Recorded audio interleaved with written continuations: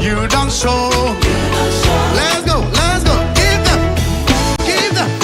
Give them energy.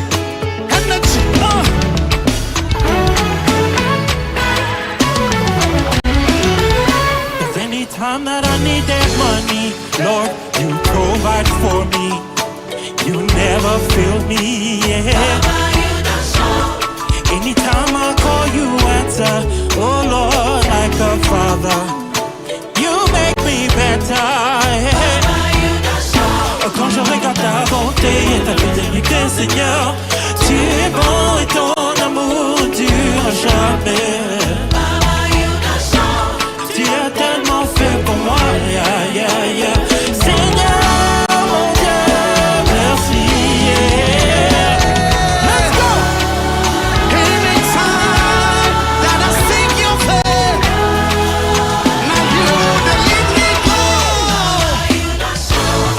26 after 6, Friday morning. You don't show. 14th February 2025. The day many love to call Valentine's Day, Saint Valentine's Day. Welcome to today.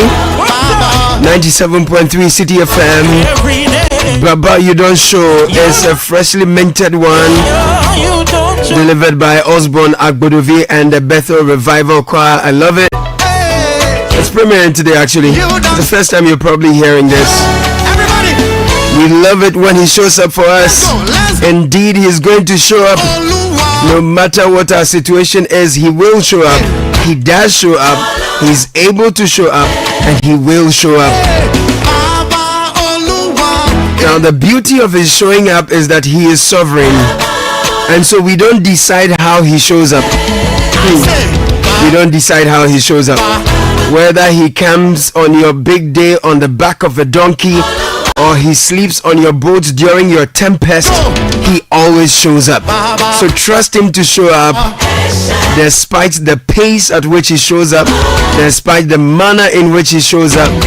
Sometimes we want him to deal with our enemies, forgetting that our enemies are his children too. So my understanding of him is that he is sovereign and he's able to show up.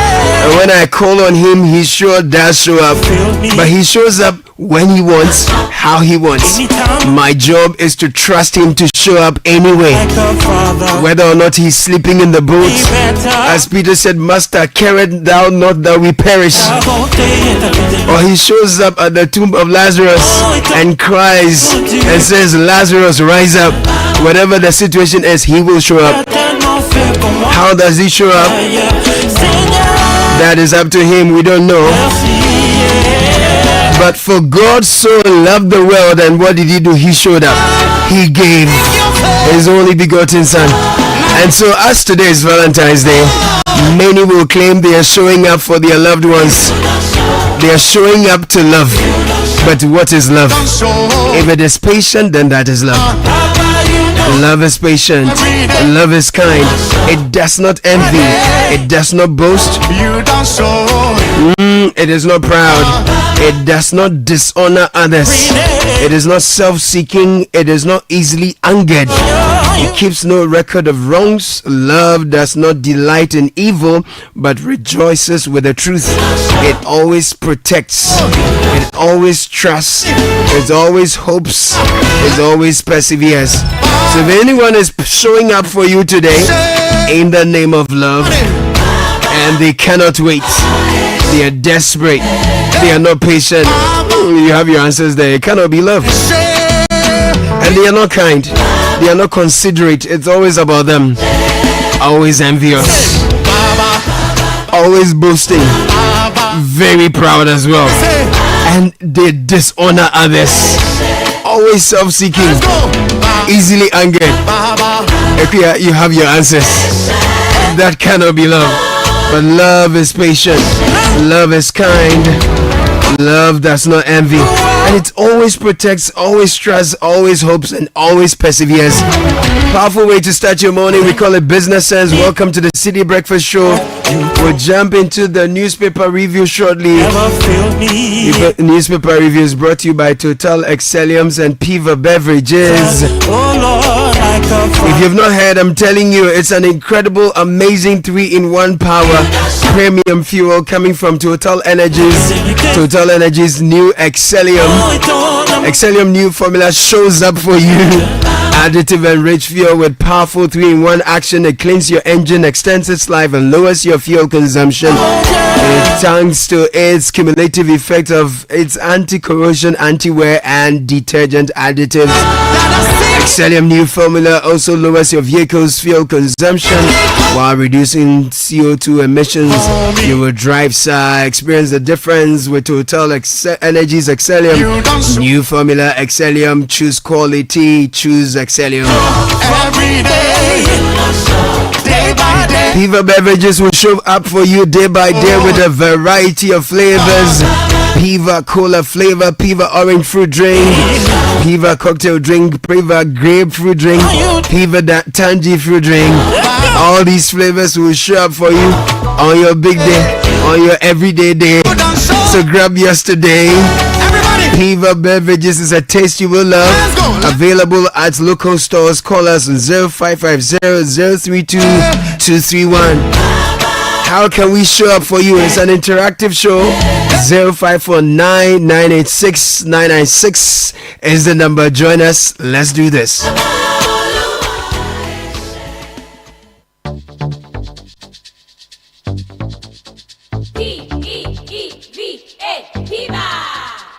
Looking for a burst of flavor in every sip? Discover the refreshing taste of Piva beverages. Enjoy the classic Piva cola flavor, perfect fit anytime. How about a fruity adventure? Try our delightful Piva orange fruit drink packed with recognized citrus flavor. Craving something exotic? Our Piva cocktail fruit drink brings the tropics to you. For a sweet and juicy treat, grab our grapefruit drink and don't miss out on the refreshing Piva tangerine fruit drink, bursting with tangerine flavor. Piva cola, Piva orange, Piva cocktail, Piva grape, Piva tangy. Grab yours today. Available now at your local store. Call us on 055-00-322-31. Piva, a taste you love. This advert is FDA approved. P for Piva. Oh, jump on now. Go. Google me. At what time will you come back where I don't hear the sound of your car? Why you buy new car? No, I not change my car. It be the same right. It be the fuel way I change. Way one shouts it. Ever since I started using the all-new Excellium premium fuel, fortified with 3-in-1 action. Oh, Joe, now my car they run like electric car. No, it's so. This is the type of fuel where they want to. Cause now engine they cost. Where they want for way if I buy it, it go protect my engine. And with the small way I buy, I go drive, sir. Absolutely. It's like strapping a turbocharger to your engine and giving it a protector. And what they bust my mindset be the 3-in-1 action, no? Excellium they prevent up to 99% of deposit. It be anti-wear, some be anti-corrosion. Won't pay when I open there. Hey, so where can I find this magical fuel? Just head over to any Total Energy service station and your car will thank you. Hey, then make a finish my gobe fast, then rush go Total Energies. My friend, but why your hand my gobe inside? I give you info. Make a fill the gobe too small. Go. Excellium is designed to protect your car engine, decrease fuel consumption, and lower CO2 emissions. Don't say fuel, say Excellium. Choose Excellium, choose quality. Let's go. My body, when you wake up in the morning and you know the money calling, oh you go work, but you know Zaddy on your side. If I believe with us, if I hold my hand and believe, cause you know Zaddy on your side. And when you dream, no say I live by you.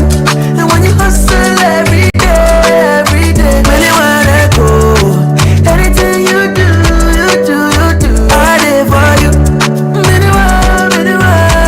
If I believe I live your side, Fidelity. If I believe with us, Fidelity. If I know I live your side, Fidelity.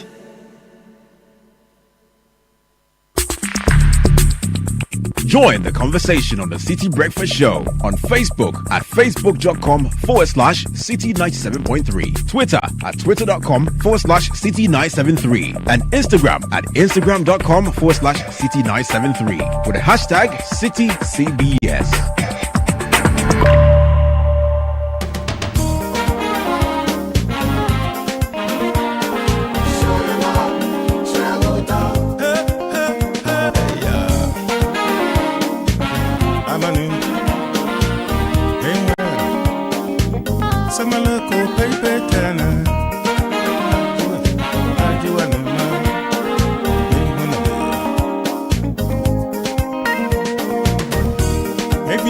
Me, I walk my sea, me, you cream my son, and Pam 170.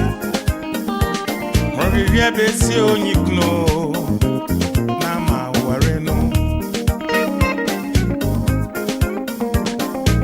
Our women, your Makotompo, on phone won't be Ribiarampo. Nasu many boy would appear, Namakumetra, no.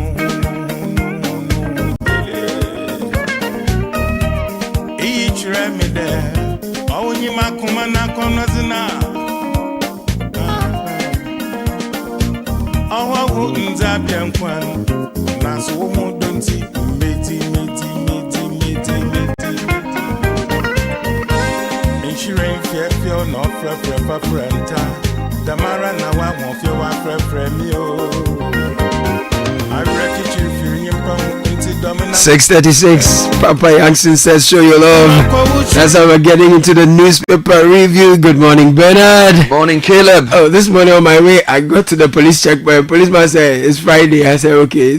So I will drink water. I said, "What time my car is finished?" Why didn't you take his name? That nonsense must stop. It's Friday, so what? It says Friday, so I should show your love. They've put you in uniform to work. You're asking people it's Friday. Like, I maybe understand people. It's like Fridays are an excuse to ask for things. Where did you see him? Oh, this is the, let me quote that one. No, quote it. Let me quote. Why should it be? It's Friday, so you should do it. It's Friday, I should drink water.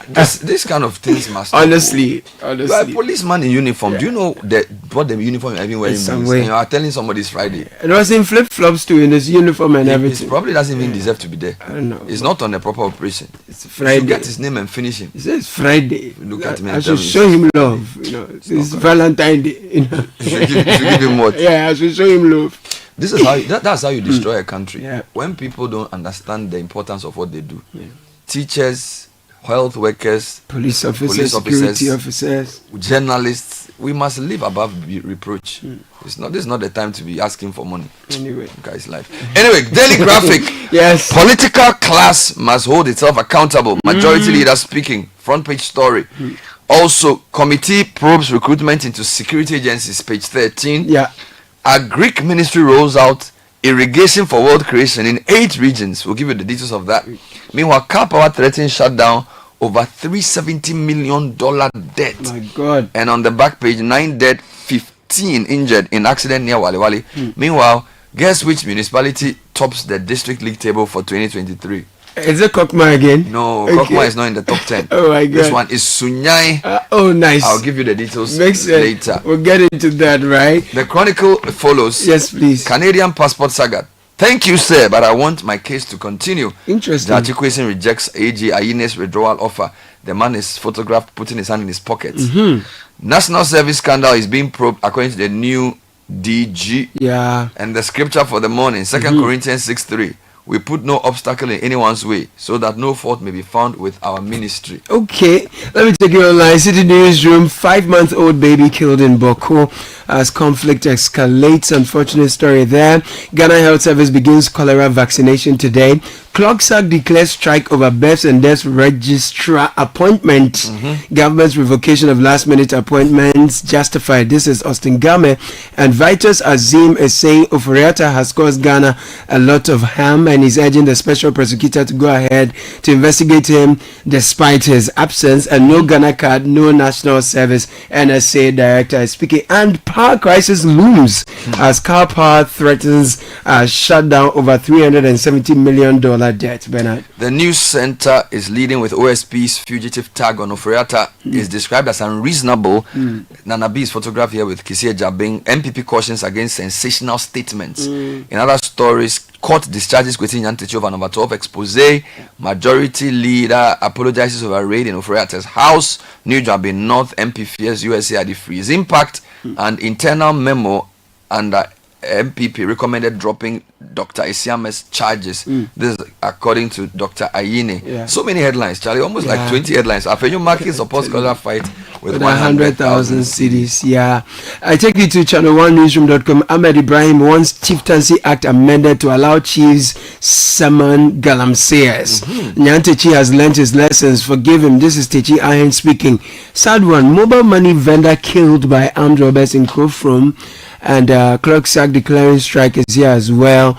NPP to OSP calling Oforiatta a fugitive is a national embarrassment. And then there was another story I skipped earlier. Eastern region, 4 excavators set ablaze at Obuohu Fante. This is on citynewsroom.com. The Herald has a lot of stories. Yeah. PDS campaign Julius Pepenya distributes NDC and snatches ECG MD job.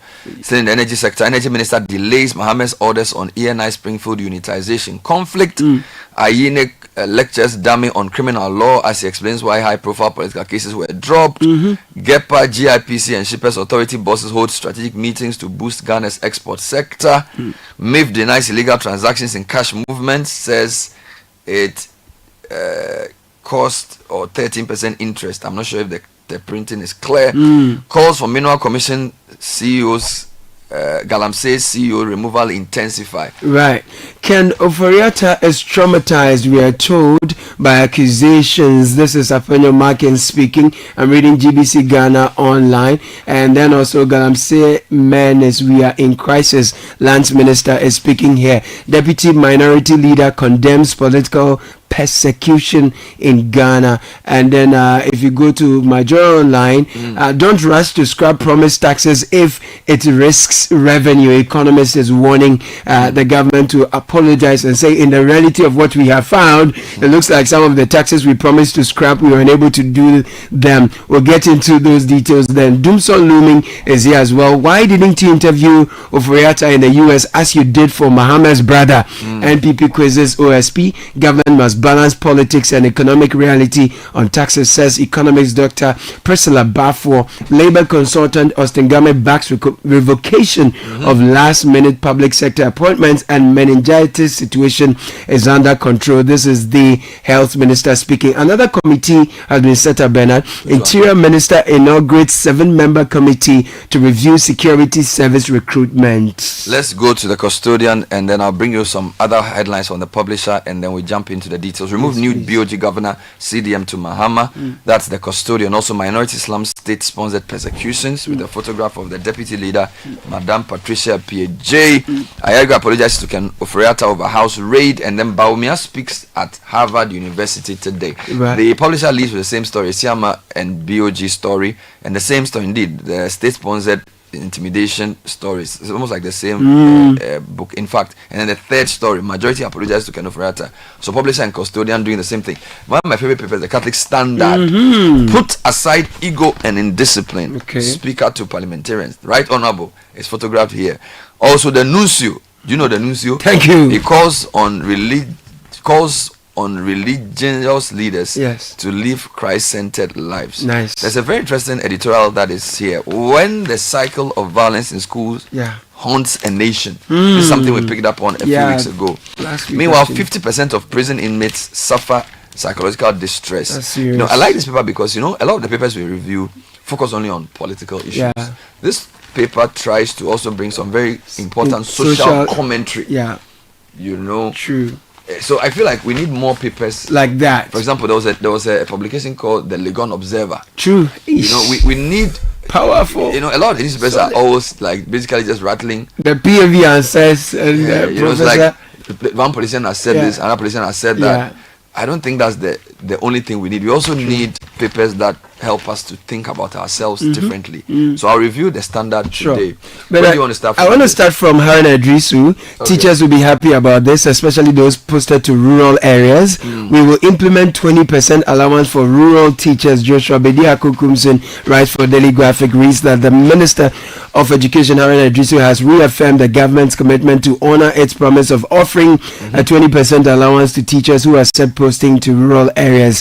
He said the allowance policy would be implemented as part of broader efforts to enhance the welfare of educators working in underserved communities. Now, the minister further stressed the need for additional funding to improve the country's education sector. He expressed hope that the Minister of Health would succeed in engaging the IMF to uncap GET fund and enable the government to secure more resources to finance education. There is a point on curriculum reform as well, where the minister raised concerns about the disconnect between university curricula and industry needs, and said that universities must put more effort into science, engineering, and mathematics education to ensure the country's workforce is adequately resourced. Now, he outlined a proposed resource allocation formula of 40% of education funding to go to teacher education, while 20 to 25% would be allocated to free senior high school, with the remaining proportion going into basic education. So, some information on... I like the graphic front page story. I wanted you to give me some headlines, the details. Mahama Yariga has told the political class to be accountable. Yes, please. Can you give us some highlights? So, Nana Kunedu Ajiman is writing, the majority leader in Parliament, Mahama Yariga, says it is dangerous for the political class in the country to refrain from holding one another accountable whenever there is a change in government. He said it would be a dangerous thing to ever happen in Ghana's democracy if a certain group called the political class were allowed to conspire to protect one another. Contributing to a debate on the floor of Parliament last Wednesday, Mr. Yaga contended that the day we stop holding each other accountable would be the day the electorate will lose confidence in the country's democracy. I take the position that indeed the reason why voters go and vote for one political party as against the other is so that they will come and hold each other accountable. All right, Bernard. I will stay with the graphic and let me give you a back page. Yes, then please. We move. So for me, the story I found interesting today is Sunyai Municipality tops 2023 district league table. Nice. Now, what is the district league table? Let's start off from there. This DLT is an initiative that ranks metropolitan, municipal, and district assemblies according to key development indicators. Now, there are 18 indicators. So we have health, nutrition, education, water, sanitation, energy, child protection, and governance. Now, the results are put together in what is known as the district league table. The 2023 version was yesterday. My own premise that this is almost a year old, put together by the NDPs in partnership with UNICEF. Now, the majority of MMDAs in the top 10 were metropolises or municipalities located in the middle belt and the coastal zone, and most of the ones which scored below 50 were in the northern or upper zone. So, for example, the top 10, we have Sunyani is number 1. Okay. Ayawaso West number 2. Okay. Yes. Sekondi Takrade is number 3. Sekondi, okay. And then number 4, this is in terms of the good ones. Okay. Number 4, Tema Metropolis. Okay. Ladade Kotopon, Nsawa Madrejiri, Klote Koli, Techiman South, Ekumfi, and Doma Central. So Klote Koli is back there. Yes, we're in the top 10 actually. Actually, you're right, we're in the top 10 again. Now, that lowest, this is my problem now. Savelugu, this is north of Tamale. Okay. Central Town in the Volta region. Kura Fram Plains, Eastern region. Kura Fram Plains South. Solatuna Kalba. Alright. Mamprugu Mwadogri. These are Savannah and Northeast respectively. Then East Gonja, Savannah again. Setra Fram Plains. That's Ashanti now. East Mamprusi, Northeast. Kuru Afram Plains North. Wow. And then Central Gonja. So there's a big discrepancy. And this came forward when the UNICEF presented it to Dr. Nimoy Thompson, who is the chairman of NDPC. He emphasized the ranking must reflect the living conditions of people while calling for the need to focus on the impact of the report rather than just the numbers. He said more attention is needed to be paid to the local government, which he said seemed to be the weakest link in the development chain. Going forward, we are going to pay a great deal of attention to research, policy research. Some of it might be experimental research, which we then share with the relevant MMDAs or the government. You know, it'd be good to compare last year and now. It's possible some are coming up because perhaps the standards have dropped, or is it because they have raised the bar and that's why they are topping? I'd love that kind of detail in this particular. And there's a mobile money vendor who has been killed by armed robbers in Krofrom in the Ashanti region. Very quickly, a young lady identified as Patricia Nimako. She's believed to be in her early 30s. She's been shot and killed by armed robbers at Krofrom, a suburb of Kumasi in the Ashanti region. The incident occurred on Thursday, yesterday at approximately 3 p.m. while she was conducting business at her mobile phone shop. Now, according to eyewitness Nanayao, the robbers approached from behind the shop, brandishing firearm and demanded money. He said the robbers shot her twice and fled with her cash. She was quickly rushed to Menchia Hospital but was pronounced dead on arrival. Now, let's deal with a lot of the OSP and the AG stories. MPP has responded to a number of these. I'm using the News Center page. Two, the opposition New Patriotic Party has rejected the Office of Special Prosecutor's declaration that former Finance Minister Ken Ofori-Atta is a fugitive from law of the law, describing the claim as unreasonable. The MPP maintained that since taking office in 2017, Ofori-Atta has consistently addressed any legal matters he has been involved in and will continue to do so with the current case. Addressing a press conference in Accra, Henry Nana Boakye, who is also known as Nabi, stated that once Ofori-Atta's doctor declare him fit and healthy, he will return to Ghana. He even, I think, gave an approximate date somewhere in March. He assured the OSP that the former minister would willingly assist with the investigations after completing his medical treatment in the USA. Now, the other legal matter here, as you've read, is majority leader has apologized over the raid. You hinted that in the first story you read. And then minorities also accusing the NIB of double standards. So the Minority Caucus in Parliament has sharply criticized the National Intelligence Bureau for what it perceives as double standards in handling cases involving politically exposed persons. Speaking at the press conference, Deputy Leader Patricia P.J. accused the NIB of selective justice, while after inviting Minority Chief Whip Frank Anodompe to answer for his comments regarding the disputed Ablekuma North elections, according to P.J., this move unfairly singled out one political figure while ignoring similar remarks made by other officials. P.J.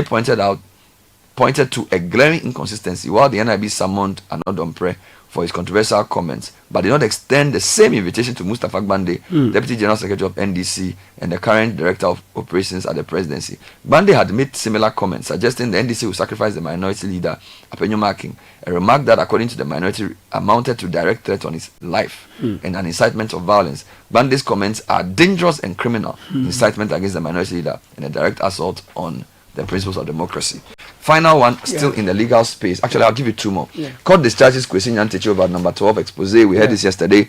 And Accra High Court, I'm still in the news center, has discharged former GFA President Kwesi Nyantakyi and his co-accused after a protracted 5-year legal battle. The ruling by her ladyship Justice Marie-Louise Simmons came after the prosecution failed to call a single witness during the trial. Despite presenting 5 potential witnesses, the Republic was unable to secure any testimony, ultimately leaving the case with insufficient evidence. A significant stumbling block arose when the final witness, investigative journalist Anas Armaya Anas, refused to testify unless he was permitted to wear a mask. The unusual demand further complicated proceedings. Initially, the High Court ruled that Anas should unmask in the chambers, but later on there was a different ruling, and the matter has come to a standstill. So the man has been freed to go home. Then finally, in the legal space, thank you, sir, but I want my case to continue. I see. This is an extraordinary one. Page 2 Chronicle. Despite the Attorney General's recent halting of at least 8 high-profile cases, the criminal trial of Asin North MP James Dachi Kwesi remains ongoing. Now, it was disclosed during a meet-the-press session by AG that the MP's lead defense counsel, Achuchi Kata, had decided not to accept the offer to discontinue the trial. Accordingly, he has chosen to fight the case to clear his client's name rather than seek a withdrawal. As a result, Justice Mary Mamiekua Yanzu, presiding over the criminal division of the High Court in Accra, is set to determine the ruling date on a submission of no case to answer following the prosecution's closure of its case. I like this path. The man believes he's innocent. He doesn't want it to look like it was handed over to him on a silver platter. He wants to go the full hog, and we encourage such actions. We look forward to that. Away from the political and legal side to the economy, government must balance politics and economic realities on taxes. This is economist Dr. Priscilla Bafo. I'm reading from my journal online now. Economist Dr. Priscilla Bafo has urged government to strike a balance between political promises and economic realities, particularly in the area of taxation. Quote, it is a difficult period, and I believe that there is nothing wrong if the government, the finance minister, comes out to say that we promised X, Y, and Z, but this is the reality. It is not possible. Dr. Bafo argued that honesty and transparency about the economic situation would allow the government to make more practical decisions without losing public trust. He acknowledged that rolling back taxes as promised may be politically expedient, but warned that the potential economic repercussions could be severe. The risk to businesses and Ghanaians as a whole is that if the trajectory that the economy is currently on shifts and we enter into another phase of turbulence, it will be quite disastrous for everyone. So caught between, being realistic, fulfilling your words, and in the face of the political reality, and then the politics and all of that, economics, politics. So that's the finance ministry. There are two other ministers who are sworn in at the same time. Yes. And both of them are going through a lot of meetings. So, for example, energy minister is hot in a sense because Car Power is threatening shutdown over $370 million debt. Graphics reporting on page 20. We have this on many websites. The operators of the Car Power located at Abuaze in the Western region have notified the government that it will not be able to continue with the supply of power if the debt owed its company is not settled immediately.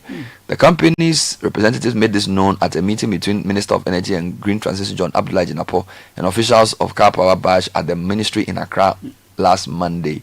Now, the company produces about 450 megawatts of electricity to the national grid, has threatened to shut down its generation plant if the power distribution company, the ECG, fails to settle debts which amount to over $370 million. The company at a meeting with the sector minister acknowledged the negative impact of a shutdown of the plant would have on the livelihood of Ghanaians, but it says it is left with no choice since the company could not continue to be saddled with the huge debt. So that's a troubling one the minister has to deal with. Now, still here on the ministries, our Greek ministry said they will roll out irrigation for wealth creation in 8 regions. So page 13 graphic, Ministry of Food and Agriculture has begun the process of installing irrigation facilities in 8 regions to provide all year round production of raw materials to feed government's 24-hour policy. It's been called irrigation for wealth creation. Now, can you guess the regions? Volta, Oti, Central, Northeast, Northern, Savannah, Upper West, and Upper East. Okay. Consequently, the sector minister Rick Opoko has tasked regional ministers to lead negotiations to secure 10,000 hectares of land for the project, which will begin immediately after Parliament approves the government's budget. And this is an interesting one. The 10,000 hectare target is expected to contribute to the country's potential irrigable land of 1.9 million hectares. We'll deal with this later. I wanted to just touch briefly on the editorial of the Standard. Right. And it said, when the cycle of violence in schools haunts a nation, and it says the recent violent clashes between students at Kumasi Technical Institute, KTI, and those of Kumasi Anglican, CAS, bring to light escalating student misbehaviors and general indiscipline among the Ghanaian youth. Yet another incident of student violence, this time deadly, occurred at Salaga Senior High School at about the same time. In the KTI CAS incident, students bent ties and threw stones wielding machetes. In the Salaga incident, one student lost his life through stabbing, while a pistol was retrieved from another student in the high school. Previous incidents of similar violence have led to student deaths. Growing violence and student disorder have become the order of the day. They are calling on everybody to take charge. They are adding their voice to the NAT call for an investigation into the issues. They are asking leaders in politics, education, and communities to recognize this is a serious situation and take serious action. I like the editorial of the Standard this morning. It's lovely. It's a good place to wrap up on the newspaper review. Thank you very much, Bernard Avle. That was the newspaper review. This is the Citi Breakfast Show, the city's biggest conversation. Join the conversation on the Citi Breakfast Show on Facebook at facebook.com/Citi97.3, Twitter at twitter.com/Citi973, and Instagram at instagram.com/Citi973 with the hashtag CitiCBS. The Citi Breakfast Show. Rise above the noise. It's magical.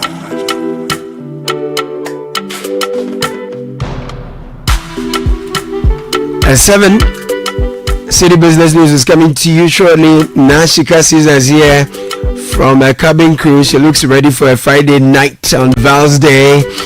EcoBank is proud to sponsor this particular segment together with MTN. EcoBank says don't get scammed this festive season. Fraudulent activities are on the rise. Scammers are seeking to targeting you, and they're seeking to defraud you through phone calls, text messages, and emails. They want to get you customers to divulge sensitive information, your PIN, your password, your card information, CVV, OTP, and other personal details. Do not fall for this. When they call you, do not pick. When they send you messages, do not respond. When they send you links to click, please do not do those. Your bank account details can only be updated at an EcoBank branch. All of this is taken care of. So when you are in doubt or you feel insecure, please call EcoBank Contact Center 0800 003225. It's a toll-free number. And MTN says, why wait to own your dream phone when you can have it now without breaking the bank? With the MTN Pick and Pay Later, you can now own your perfect smartphone and pay in easy installments over 4 to 6 months. The best part is all phones come with up to 3 GB free data, so you can share your pictures and get all the biggest scoops online for the first 6 months after purchase. Simply dial star 170 hash, choose device Pick and Pay Later under the loan menu. Start the process with just a small initial deposit. You then stop by any MTN service center to grab your dream phone and enjoy the ultimate smartphone experience. City Business News is up next with Nashika Caesar.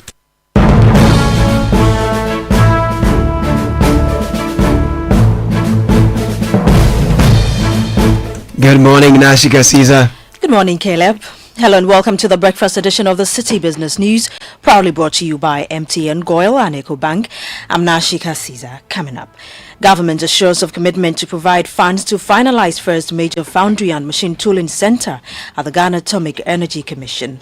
Also coming up, Energy Ministry pledges stable power supply despite threats by car power ship to shut down the Abuazi power barge over a $300 million debt. And later, Importers and Exporters Association of Ghana call for broader stakeholder collaboration to improve integrated customs management systems.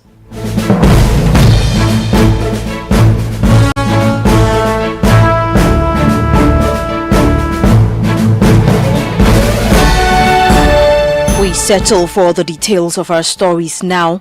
The government has committed to providing the necessary funds to finalize the first major foundry and machine tooling center at the Ghana Atomic Energy Commission within the next 4 to 5 months.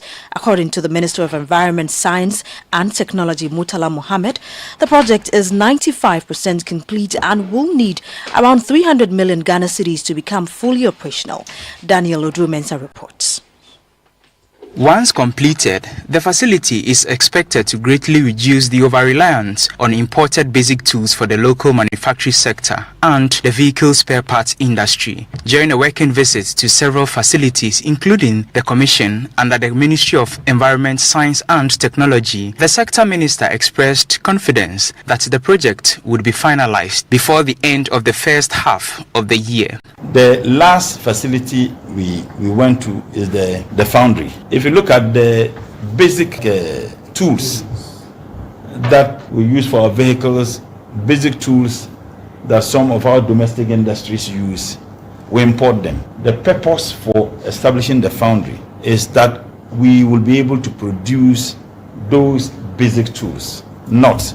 And our brothers and sisters at the Busukai, they can easily buy from the foundry. For 95% complete, we need a little below 300 million Ghana cedis to complete and have it operational. All the machinery are already in, and I can assure you that we shall factor that into the next budget. And I have no doubt in mind that we would have, favorable approval from government and the minister or Minister of Finance for the purposes of making it operational.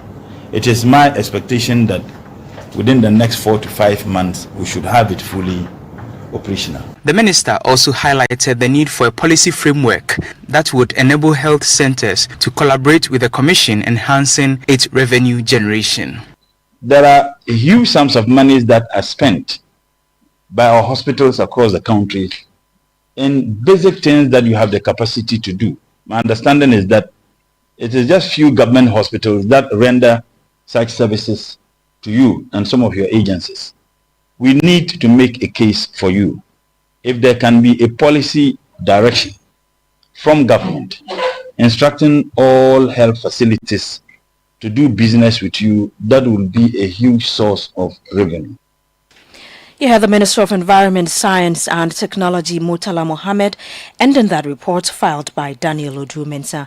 Moving on, the Ministry of Energy has assured the public that the $379 million debt owed to Car Powership, operator of the Abuazi Power Barge, will not lead to power cuts.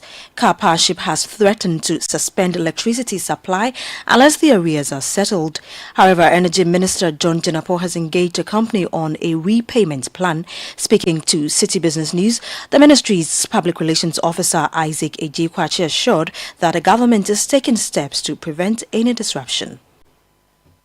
Minister is of the view that if we are able to introduce efficiency in the system, certainly these liabilities will cut down. Recently, the Auditor General's report revealed that there are some underdeclared amounts that ECG has not been able to declare fully. So Minister is of the view that we have to ensure that there's a single account where all the monies collected are put in, and we ensure that the IPPs are paid. And even if you are not able to pay all of them, certainly you know how much you are collecting, and you're able to disburse the money accordingly. Ghana government has the responsibility to ensure that it provides electricity to the nation. And we, as a ministry, will do everything within our power to ensure that we do just that. In as much as it's a burden, but regardless of how much it is, we need to find solution to it. And that's exactly what the minister is determined to do. Isaac Ejekwachi is the Public Relations Officer of the Ministry of Energy. Now, the Importers and Exporters Association of Ghana is urging broader stakeholder consultation to improve the Integrated Customs Management System (ICUMS) and help enhance trade efficiency at the country's ports amid concerns over the implementation of the Unique Consignment Reference (UCR) within ICUMS. The association dismissed calls of a possible scrap of the system, emphasizing its contribution to revenue growth. In 2024, ICUMS helped increase customs revenue to 44.3 billion Ghana cedis, up from 30.6 billion Ghana cedis in 2023. Speaking at a press conference, the Executive Secretary of the Importers and Exporters Association of Ghana, Samson Asakia Wingabit, stressed the need for continuous improvement to ICUMS, urging stakeholders to focus on reforms that support seamless trade facilitation. The journey towards the fully integrated and efficient custom management system is a marathon, not a sprint. ICUMS has already brought us closer to the finishing line, and we must not abandon it midway. Let us remember that every great system evolves over time, and ICUMS is no exception. We appeal to the hearts and minds of all Ghanaians to see ICUMS as a work in progress, a system that is evolving to meet the demands. That was Executive Secretary of the Importers and Exporters Association of Ghana, Samson Asaki Awinkabit. Now let's have a quick market check on the currency board across some forex bureaus. The dollar could be sold to you at 16 cedis. The British pound could be sold to you at 19 cedis 40 pesos, while the euro is selling at 16 cedis 60 pesos. Remember that these are the rates being offered by the forex bureaus to the public. And that's all for the breakfast edition of the Citi Business News, proudly brought to you by MTN, Goyle and EcoBank. I'm Nashika Caesar. Many thanks for your company. Do have a great business day. Visited Kweku at his spunky new office to congratulate him on opening his business. And man, was I impressed. The business is just moving quick. The sales, customers, everything is just working seamlessly. The secret? He said, it's MTN Business Broadband. In this fast-paced environment, we need fast and reliable internet to support all business types. No laggy online meetings, great download and upload speeds, impeccable business management systems, all inclusive. I mean, you can have it all. Sharp! I signed on immediately. To enable your business stay ahead and stay connected, make sure you're signed on to the best internet made just for businesses. MTN Business Broadband. Sign up today on broadband.mtn.com.gh. page and manage your account on my MTN app. Call 0244 308 111 for more information. We are good together everywhere you go.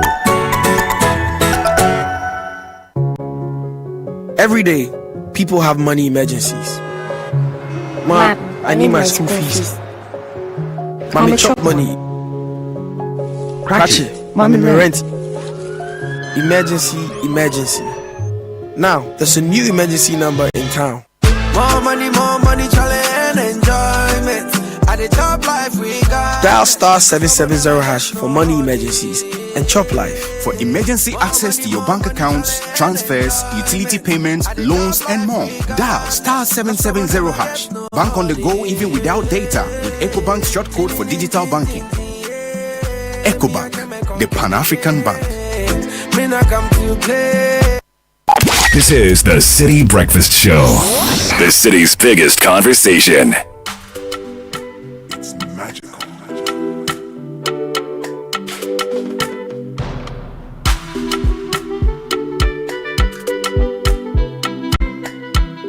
It's 11 after 7. A very interesting conversation on engineering, technology, and storytelling is coming shortly on Citi Business Edition today. We're speaking with Charles Wattenberg. He's an engineer and a storyteller. Bernard, let's start with him for today's episode of the Citi Business Edition. Conversation on engineering, technology, and storytelling. Trust me, you're going to love it. Just take and stay with us. Stay with us for that one coming up shortly. Meantime, switch to Telecel Fixed Broadband today and experience incredible bonuses, non-expiry bundles, data transfers across devices, and lots more. New customers get 50% bonus data in addition to other mind-blowing offers. Existing customers, you get 300% bonus data every broadband renewal to keep browsing. Subscribe to Telecel Fixed Broadband for these amazing offers. Dial star 900 hash, use the Telecel Play app or visit a Telecel retail outlet. Telecel.com.gh. Get connected today. Terms and conditions apply. Telecel, connecting energies. Now, if you want to send money to Gambia, Guinea, Liberia, Nigeria, and Sierra Leone, it's easy through the Pan-African Payment and Settlement Systems (PAPS). You can do that, and First Bank Ghana is helping you do that quickly. Come to any of our branches with your cash. Your money is transferred in no time. To receive money, you will need an account with us at First Bank Ghana. So call 0596-921-921 to find out more about this. And if you're a tertiary or high school graduate, you're looking for employable skills to launch a career in tech, Co-Train Africa is Ghana's premier software engineering and design training program, empowering hardworking individuals to take their place in the global tech scene. Now, for the past 7 years, Co-Train has trained over 700 software engineers with an 89% job placement rate within just 6 months after graduation with local and international companies.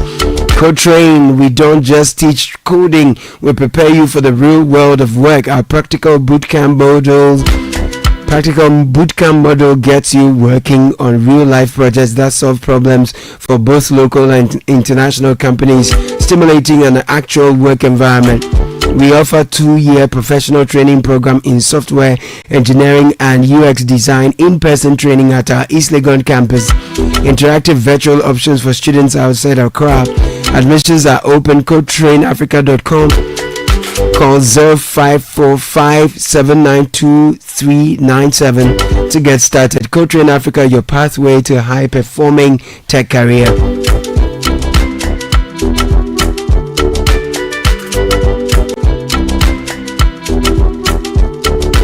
So let's jump into this big conversation on engineering, technology, and storytelling. Let's go.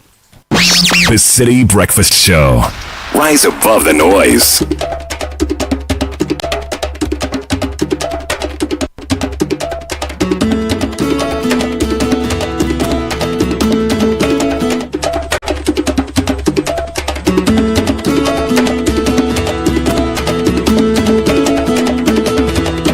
Please wait. Please wait. Please wait until I get my new car. Please wait until I find my real size. I'm gonna get me some love, so bad. Welcome to the Citi Business Edition here on 97.3 Citi FM. And today we're talking to a Ghanaian engineer and storyteller who combines technical knowledge with a compelling narrative style. Of course, over a decade and a half working in some of the world's best technology companies, including but not limited to Amazon, Microsoft, Netflix. Trained here in Ghana and comes back to town every now and again to connect with the motherland. My guest is Charles Wattenberg. Hello, Charles. Thank you, Sir Bernard. Great to have you. How are you doing? I'm doing well. It's a beautiful, hot day in Ghana, and there's nothing like being back home. Engineer and storyteller is not a very common sort of description to give, because engineering types are typically very structured. Storytelling is more sort of spontaneous and creative. How do you get both words in your bio? Absolutely, that's a fantastic question. So, like you mentioned, engineer is quite rigid and structured. I'm an engineer who accidentally fell into a marketing job, product marketing to be specific, and I had to learn things like value prop and marketing and pitch and all the marketing stuff. And I realized that structure is what gets you the job. You need a CV, you need to apply, you need to have some formal stuff. But once you get into the job, what I realized in my experience is storytelling is what helps you grow. And when you say storytelling, everybody thinks of being a child and once upon a time. So let me demystify what I mean by storytelling. Storytelling is using a narrative to get your point across. Okay. So you and I are telling a story right now. Earnings report Wall Street, they're telling a story. In Q1, this is what happened. And a story can also be as fun and silly as, I love you, good morning. So storytelling is a narrative that, you think about human beings around a fire at night talking to each other. It's an emotional thing. So I like to kind of dub myself as an engineer and a storyteller because I mix the structure and also mix the storytelling to kind of bring my point across.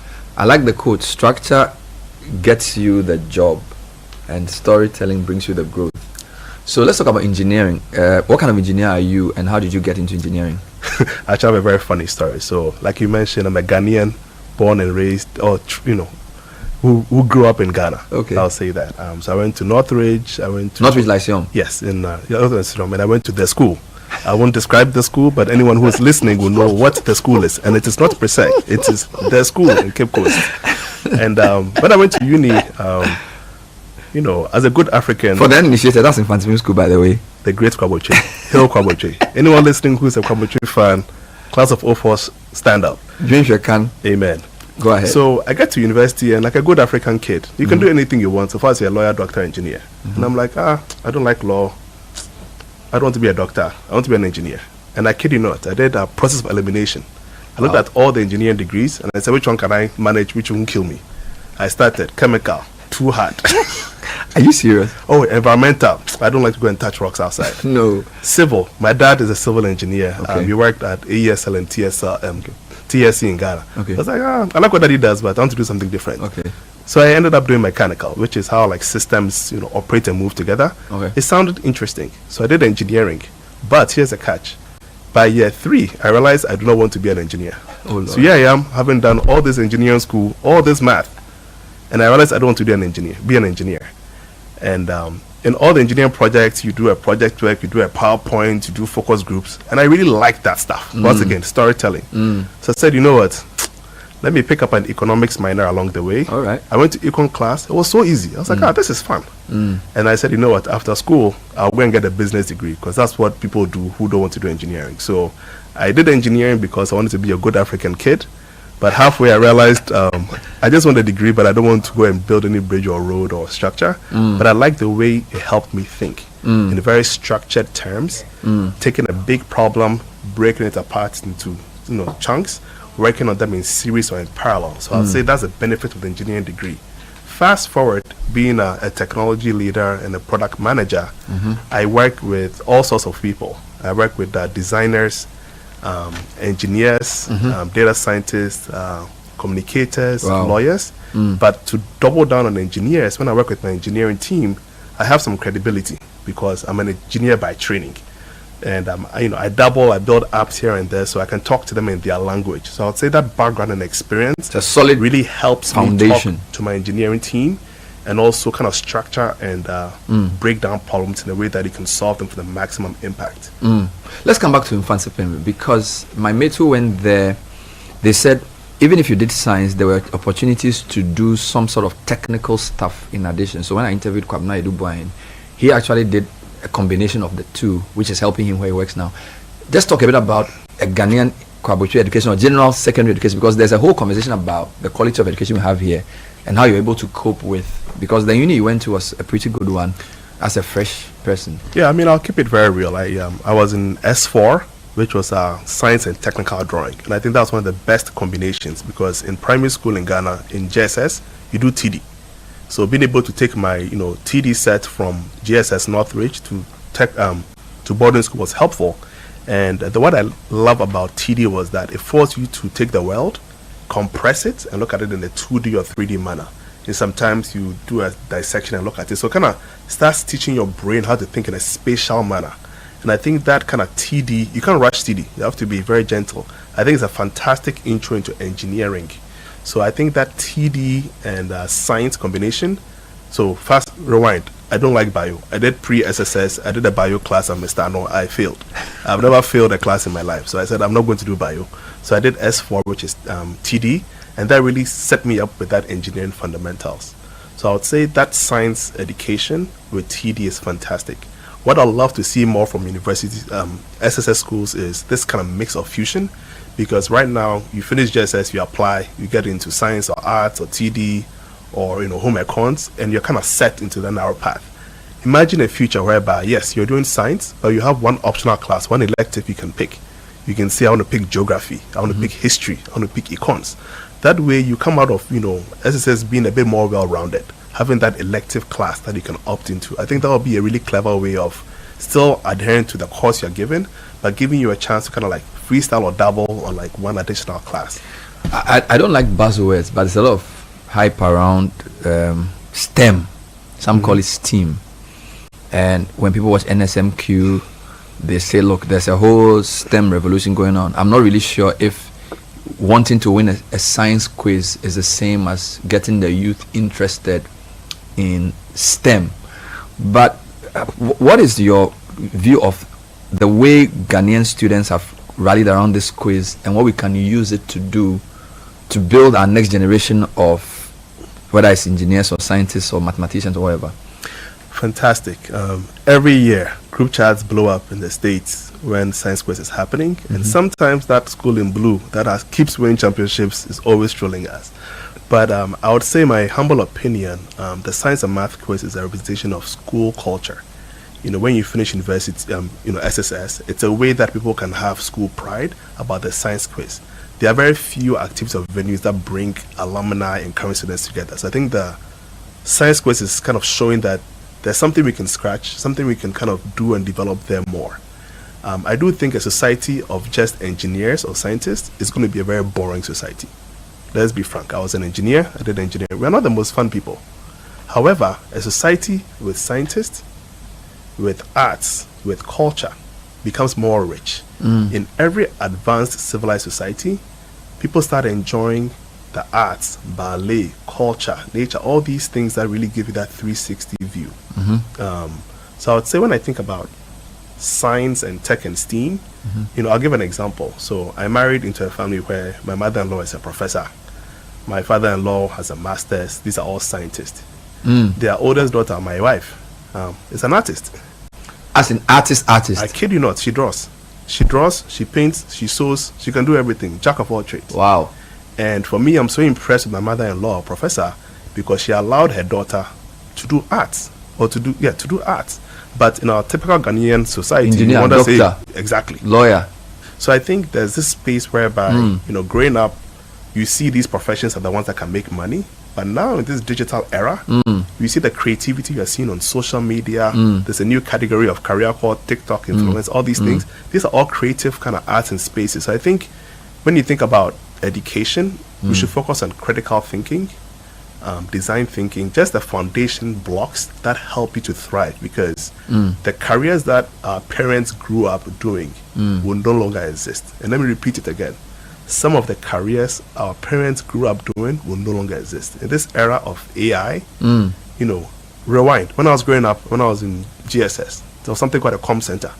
You go and use computer, internet cafe, you go and browse. And on cafe you go because everybody has the internet in their pocket. Yep. So there are things, before there was typewriter, typists, all those things have gone. Yeah. They've been replaced by something else. So it is my firm belief that some of these old school jobs you are seeing will not exist. Some of them will also be modified. So when you are thinking about educating the next generation, it's not about these hard concepts about what are the foundation blocks, what is understanding science, understanding arts, history, culture, so that you are well rounded and then you can create your own path. I'm somebody who studied engineering, went to get an MBA. I've had a fantastic career working in technology companies, and it's because of these foundations that I had and this curiosity. I'm always reading.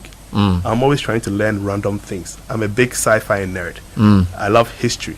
So when I'm doing these things, like I tell my teams at work that when you're building a feature, this is the emotion I want to see from the feature. It's a very strange word to say, the emotion.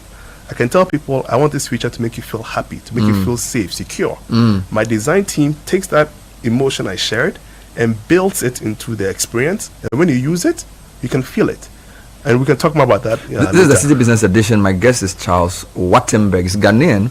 The name is, I think it's an Elmina name. Yes.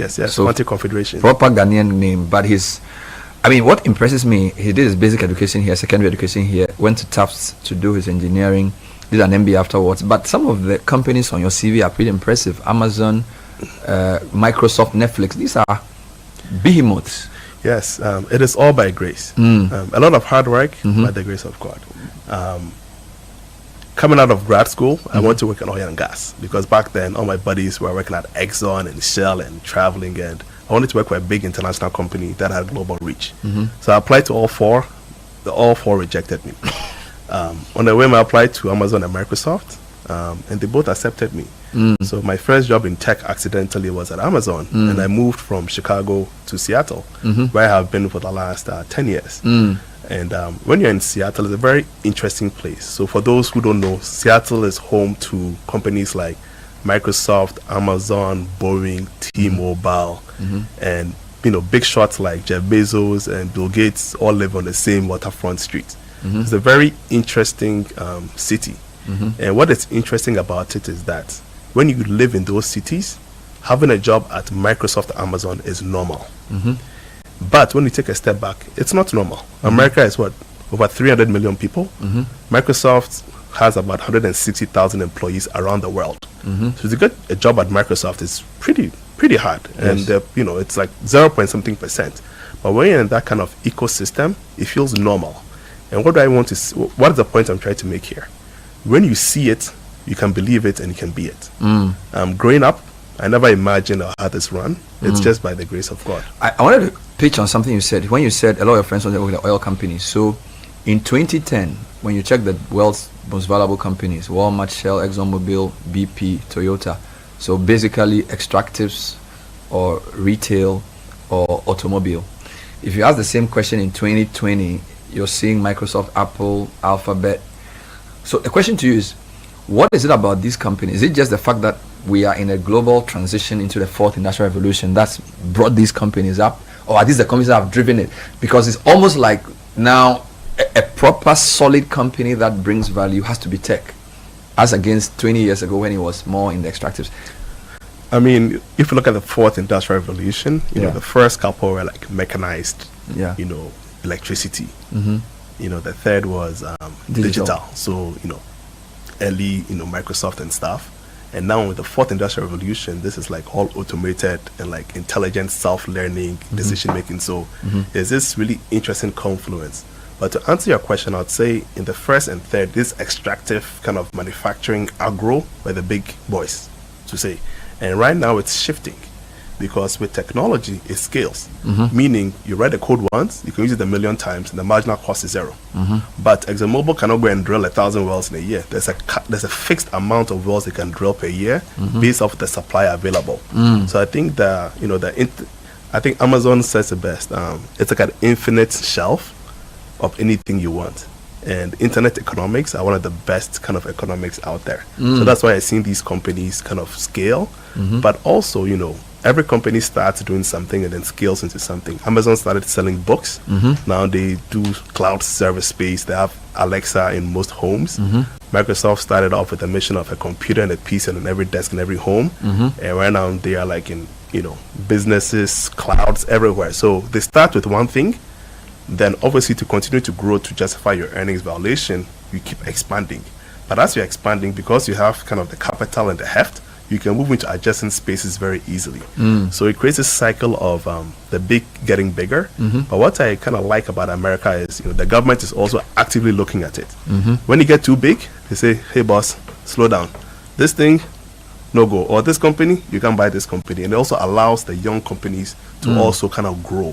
I like that. We'll take a big breather on that. Your point around the innovation of these companies that do very well, but also smart regulation that sets the rules. We're talking to a Ghanaian engineer and storyteller who's worked with all the world's best tech companies. He's in Ghana regularly to inspire young people and to do some projects. We caught up with him on the business edition to just talk about all the nice things: STEAM, fourth industrial revolution, AI, and the rest of it. We'll be right back.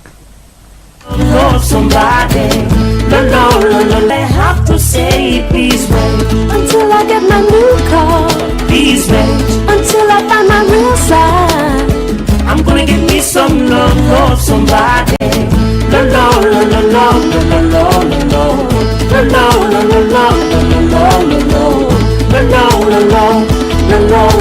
Welcome back to the Citi Business Edition. Today I'm talking to Charles Waterberg. He's a Ghanaian. Is it Wattenberg or Waterberg? Wattenberg. Lots of, but I'll go by Wattenberg. Originally from Elmina, Kwabuchi trained, went to Tufts, and then the rest is history, as they say. We're just talking about the way some of the world's most valuable companies think and how they work. So we have Amazon, we have Microsoft. I read a very funny book called The Four Horsemen of the Apocalypse. Yes, they Scott Galloway, yes. My God. He said Microsoft, Facebook, Google, and Amazon. Of course, his point was that they were growing very big, and at the time he didn't think they were being regulated well enough. But he already made a point about smart regulation. So explain how this works. Companies start with innovation, possibly from research institutions and universities, giving them the knowledge. Then they make a business case from their invention. They make a lot of money. So, and government comes in to sort of set the rules. How does that triangle work? Explain how that was the optimum relationship to make that benefit everybody. Yeah, I mean, in a fully capitalist society, it's a very beautiful thing. You think about, so let's use the story of Microsoft. So, Bill Gates and Bill Gates and his co-partner Paul Allen have an idea to make Microsoft. They get it off and started. It keeps growing leaps and bounds. It becomes a publicly traded company.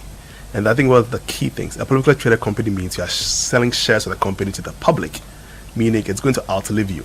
So Microsoft is now 50 years old. Bill Gates is the chairman, no longer involved with Microsoft anymore.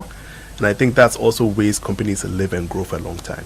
And then companies that keep growing use their balance sheet and innovation to expand into other areas. So for example, Microsoft starts with PCs. They win PCs. They go to the internet era, the third industrial revolution. They do a browser called Internet Explorer. It is winning. There's a new company called Netscape that is trying to come up. Microsoft leverages their heft and their distribution to put Internet Explorer for free on every computer. You think that's smart business strategy, but in the United States, the government is always looking at competition, and they want to make sure that the big guys are not getting too big. Exactly. Antitrust. And the benefit of when you get too big and you win, they tell you, boss, you got to slow down. So whatever you do that can be seen as anti-competitive, the government will regulate you.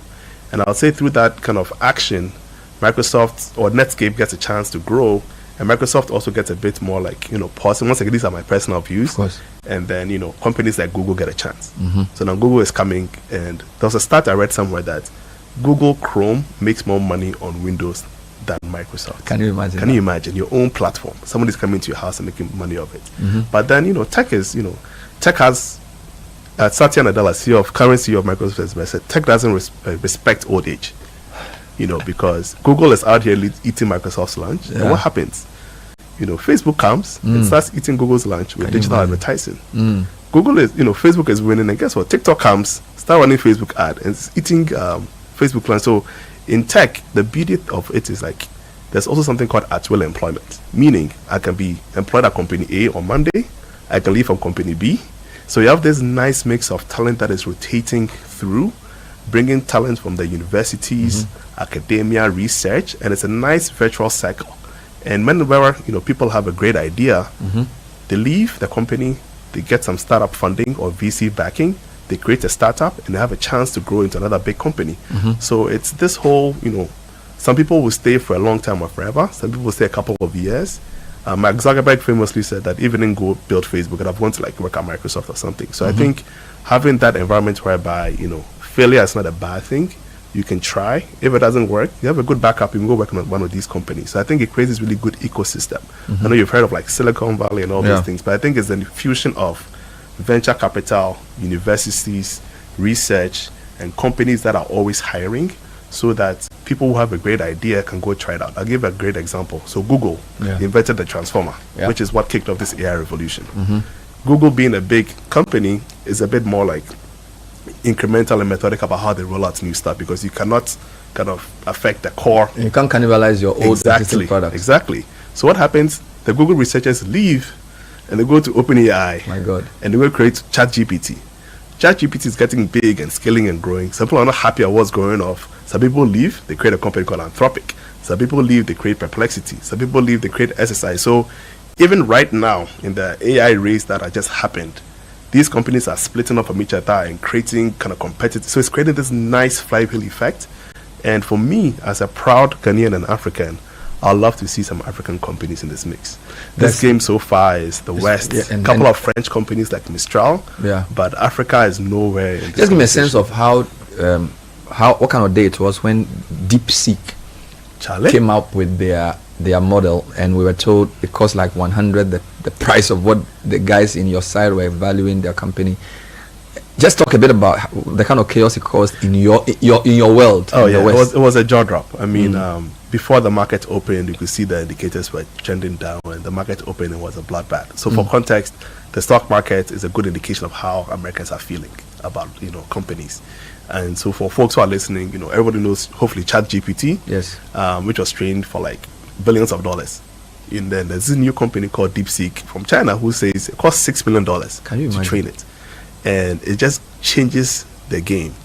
And NVIDIA, one of the big companies that's benefited from the AI revolution. So imagine they own the picks and shovel in the AI kind of revolution. They lose $600 billion of value in a day. Combined, with these big companies and NVIDIA, it's $1 trillion of value lost in a day, because the market is, weighing the additional or new information of what if models can be cheaply trained and we don't need all these GPU. All the investments we are making in, more GPU or more processing power, more data, are they at risk? So it was a very interesting kind of thing. So let's break that down for people. So I think what you're trying to say is generally to generate the level of insight that a ChatGPT will have, you need large processing power. Of course, that also needs a lot of electrical power. So usually the cost structure of these companies is very high because they invest a lot in power and also in this service. And to have a company from China say, our app can do exactly what this guy is doing, and the price is just $6 million, or the cost of getting to it. I guess it even got people to think of whether these companies actually tell us the truth about their valuations, which is why it caused so much chaos. Yes. But I mean, when you scratch, every story has two sides, they say. So when you scratch on the surface with DeepSeek, I think the early information that's coming out, they were trained on some NVIDIA chips. And funny enough, Shannon Friday, they were trained a bit on some OpenAI models. So I think that also helped them with the acceleration curve. So I think that's the beauty of technology. It's, dog eats dog, and this virtual cycle. And what I love about it is that the end user benefits. Meaning, you and I can use ChatGPT, a free version. You can use DeepSeek, a free version. And I love how these kind of tools, open source versus closed source, they're all trying to see which one is sticking. And everyone who's wondering, how can I get or use this AI? Guess what? If you have Instagram or you have Facebook on your phone, the Facebook folks have put an AI in WhatsApp. So you can try it out. You just tap Meta AI and ask it any question. Sometimes it pops up without you even asking it anything. Exactly. It's kind of annoying, but I'd say that's the benefit of having distribution. But if you over abuse the distribution, the government could come and say, hey buddy, you need to kind of slow down here. Let's talk about Africa and Ghana, but before that, the kind of job you do, I suspect you are a very small minority in terms of the way you look like. So Ghana boy or African for that matter, working in Seattle.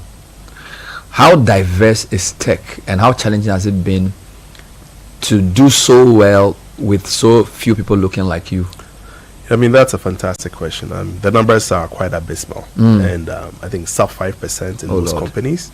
And with all that is going on now, it's even going to become less. For me, the benefit that I had was growing up in Ghana. Everybody I saw looked like me. So I grew up, went to boarding school, and left, the shores of Ghana with very strong self-confidence. So even when somebody is being funny to me, my initial kind of thinking is maybe they're having a bad day. I always assume good intent. I remember I told an ex-girlfriend of mine that, I don't see color, racism, whatever. I don't care. I'm from Africa. I just came here to make my money. So it kind of gives you this very naive approach. But then when you really understand the American story, you start getting more empathy for the African American experience. But to answer your question, Seattle is very white and very rainy.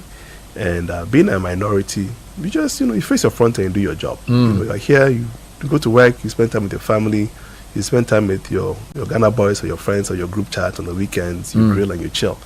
But I think being a minority in these companies that are creating immense wealth, there's this obligation to share. So that's something that I and my friends and my cohort really try well to do. Whenever there's a recruiting fair, we'll go. Because if we don't go, the recruiting booth will just be, 10 white people. But if we can, we go just to... So you can also help, so that if there's somebody... Exactly. And we can coach, we can mentor. When people hit me up on LinkedIn, it's hard, but I try my best to engage and reach out. And 3 years ago, it was getting a bit much where I couldn't control it all between work and the family. So I actually created a platform on Instagram and LinkedIn called On With Charles. Whereby I talk about careers, product management, and thriving as a way to give back, because I'm coming up. I didn't see a lot of people that look like me. So now that I'm in these positions, having had this experience across companies like Netflix, Microsoft, and Amazon, I want to make sure that I can give back. That's also why I'm here too. So I want to tell listeners that I've been on the his personal website. Is really good. I think he's somebody, if you're in tech or just basically in that space and you want somebody to bounce off ideas of, as much as he has time, he'll do it. It's a nice website, so go back there.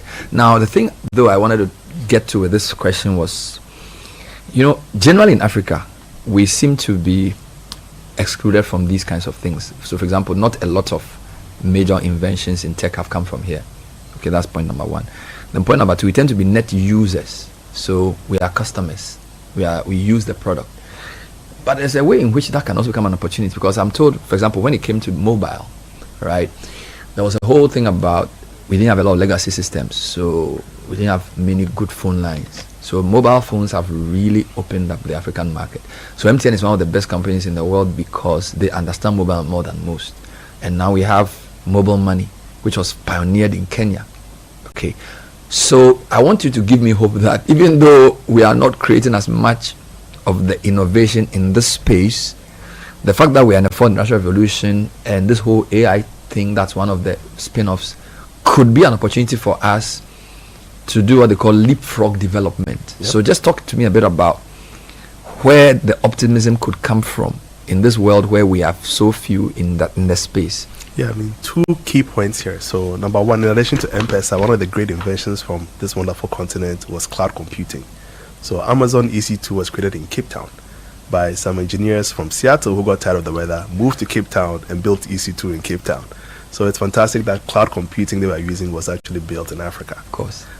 The world's richest man is an African man from South Africa, Elon Musk, who is creating all sorts of wonderful technology. So the African people are doing great things. I would say the first is people in diaspora coming home or spending more time here, helping see the ecosystem and also nurture the next generation of talent is key. One of my classmates, Perry Nelson, one of the smartest people I know in Lyceum, the guy chopped first from class 1 to JS3. We can talk about that later. He went to Google, had a fantastic career. He moved back and he's actually the head of engineering for Google AI in Ghana. Correct. So someone like Perry, who is here, is seeding the ecosystem. once again, I'm there. I try and come home a lot. So trying to see that ecosystem. So I would say the next generation is a mix of homegrown talent, folks from diaspora mixing in that. So you think about the techs and the chassis and the academic cities. How do we creating these pathways? And also leveraging these big companies for internships and employment, and also some of our local champions. So like companies like Capital are doing some really cool stuff. Yep.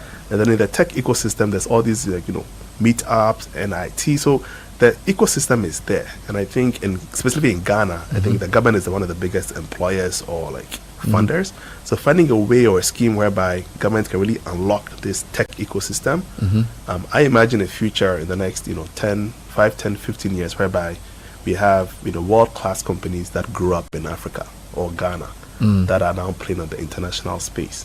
You think in Nigeria we have like Paystack and all these really cool companies that got acquired by Western companies. So I think we are slowly getting there. A company that gives me a lot of hope is Andela. So Andela's mission statement is one of the most compelling I've read in a long time. And our summary says talent is evenly distributed, but opportunity is not. Can you repeat that? Talent is equally distributed, but opportunity is not. This means there's a young lady in the North region in Ghana. There's a young man in Borno Hafo. There's somebody who has a very interesting or tough farming situation, who is brilliant, who is a shark. Imagine a future whereby we can create opportunity for somebody like that. The best way is through education. Getting them in a place where they can get exposed to technology early in their career. And if they go, I'll use Presec as an example for now, they go to Presec and they do a Brilla. And they're done with Brilla.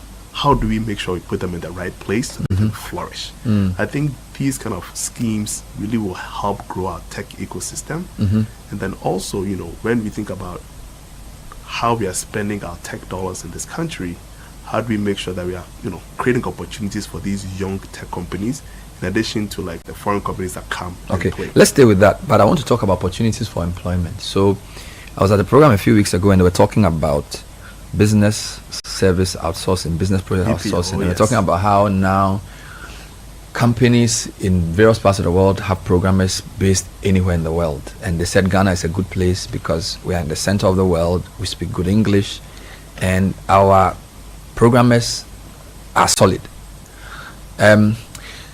How should education change to take advantage of this? So if we know, for example, that there are people who are looking for coders or programmers in Africa, still a lot of our universities are very, I don't know how to put it, they are very structured in the way they train people.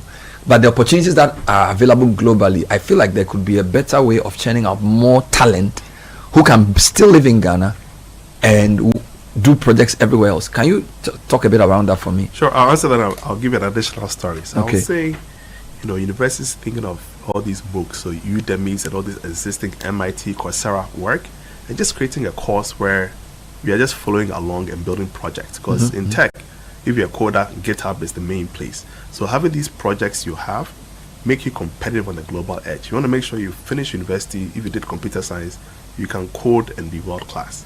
And the next is leveraging kind of government industry to encourage these BPOs, business process sources, to not just come to Ghana but to anchor in these universities. So imagine a world whereby a BPO company from somewhere else is embedded not just at the tech but at Kwabocho or Presec, giving these kids, these students, a chance to intern or work while they're in school. Imagine you're in university and you're doing a part-time job at a BPO. When I was in university, I was working part-time. So I think there's an opportunity to kind of create these co-location of companies with universities to give people an edge. And the other story I'll share is like, on my end, I mentioned, scaling is hard. So I actually have a personal assistant who lives in Ghana. Oh, wow. I've been working with her for over 2 years. So you live in Seattle, your PA lives in Ghana? Yep. I saw her for the first time last Sunday. I've never seen her for 2 years. We just talk on WhatsApp. Wow. Yeah, so I pay her via SendWave, we talk on WhatsApp and Google Docs, and that's it. And what gets done? What gets done? This is 2025. Exactly. So she's sitting in Ghana, chopping dollars, adjusted for inflation. And probably she has another job too. Maybe you are her part-time job. Oh, I'm a side job. It's okay. But I think about, imagine a future where every national service graduate can be a virtual PA, making some cool couple of $100 a month. because you speak good English, like you mentioned, is fluent in these digital tools, can use computers, Canva, social media editing. You really create these opportunities for yourself where you can, go work on your passion project whilst you're getting this money to help sustain you. So that's just one of the many things. Another one is, I'm a proud Fanti man. Of course. I want my children to speak the language. I've tried all these different things. I haven't invented the LLM that will teach Fanti yet. So, by the way, LLM is a large language model, which is something they use in AI. So I went on Twitter. I found this guy, Tre. He teaches languages. Tre? Yes. I DM'd him. I was like, Charlie boss, I'm in the West. My children need to speak their language. He's like, no problem. He gives me this lady, Bene, who is in Takrady. So every Saturday morning in my house, my children put iPad, Google Meet, and they do Fanti lessons. And their Fanti is becoming even better than mine. Because when I speak whatever broken Fanti, they are learning from me. What can Fanti, Papa? Wow. So it's just an example of somebody who's living in Takrady, who has a side gig teaching a language to someone in the diaspora who's getting paid. So these digital stories, because WhatsApp is free, data is affordable-ish, we can create all these opportunities that we even think about, and that's just scratching the surface. Listening to you, I think I can safely say that beyond government policy, educational system, I think the home is critical, because you spoke about the house you grew up in, the house your wife grew up in, and I think a lot of times when we discuss how to change the country, we talk a lot about the hard parts of development, government policy. We have to make sure our teachers are working well, but I think the home is critical. Absolutely. I mean, my dad, Peter, my mom, Gina, I spent the morning with them. Are fantastic. My dad is an engineer by training, so very rigid. My mom used to work at Ghana, where she's a businesswoman. She was always doing some moves, selling this, selling that. And my father says the two combinations, the kids are balanced. So I think, charity begins at home. Yeah. So to all the parents listening, what can you do? Read to your children every night. If your children are under like 10, statistics say if you read to your children every night, they'll be successful. That's all. Even 5 minutes, 10 minutes, read to your children. Whatever their curiosity is, nurture it. My boy likes trains. So every day I buy him trains. My girl likes all sorts of things. So I always just introduce different things. So just parents should be more involved and nurture what they're seeing from their kids. And if your kid comes and you have this image of lawyer or doctor or whatever, and they want to do something different, try to understand the why. And try and guide them in a path where yes, they can pursue their passion and still have a degree that kind of like helps them to flourish. So government can do but so much, but I do believe that also starts with us. I'd love to see like other institutions, religious bodies create things like coding challenges or hackathons. So going back to the science and math quiz, imagine a future where we have Shark Tank Ghana. People are coming with different ideas and they're getting graded and they're getting quizzed, and we create this kind of thing where like entrepreneurship of business is fun. That way people can get a big person sees an idea that's interesting, they fund it and see what it goes. So I think there's this thing we as a society can do to kind of nurture ourselves, because if we are waiting for government to come and create the next generation of coders, we may wait for a long time. But if we are all saying, hey, let me at least start from home, and if you have the means, sponsor somebody, pay school fees, or if there's a coding academy or coding camp that your kid is going to, and you can say, hey, can I pay for 2 or 3 more people to attend? And then put the word out there that, hey, free slots, let somebody join. So there are little ways we can all kind of chip in to make sure that we are creating a future that has like equity and is accessible to all. Finally, what's your plan for coming to give back? You've already started, and I know, but when I look at your path, I mean, Patrick Ewuwa was obviously at Microsoft a few decades before you. Started at Chelsea, doing very well. Fred McBagon-Lurie is doing stuff at Academic City. You've had big opportunities. So are there people like you at your age group who also have visions of things like this, to come back, set up something, to transfer the learnings? Just, you don't need to see everything, but at least some sense of what the future could look like. I mean, you can leave home, but home never leaves you. That's what I'll say. We all have this kind of inherent kind of call to come home and do something. But I'll be very honest. The longer I stay in the West, the more kind of financial security you get. There's a system that works, and you know what the end looks like. So it gets a point whereby you have to start looking at the risk reward of like leaving what you know, what you're comfortable with, coming back home. And Patrick Ewuwa is a very good friend of mine, and him and I have been talking for a while. Like, what he did was amazing, right? But I'll say, beyond coming and creating a school, there are other ways you can come in and do things. So for me, I imagine the next couple of years being a bit more structured about my Ghana trips. Okay. Working with my PA to set up programs or functions where I rent a hall, we have some structure around it. Young people come, and then I can mentor them. Or, so for me, my mission in life is to unlock the potential of the next generation. That's people and products. And the way I engage is that I do consulting for companies, I do public speaking for companies that I charge for. But for students, it's always free. So I can imagine a future where I'll come, work with a corporate body, do some program for them. And on the sidelines, I say, I'd like to also co-host an event, bring young people in. They can also see the events, be on the sidelines and interact. So that's how I envision the next couple of years of being able to have an impact, consulting here, but also kind of creating access for young people to kind of see it. I went to NIT a couple of years back to do a public speech. And at the end, I asked the group for questions, and it was crickets. Bernard, everyone was quiet. The reason was like, but Charles is a big man, Microsoft, how can I ask him a question? So this our shyness is a problem. I went to university, I couldn't ask question.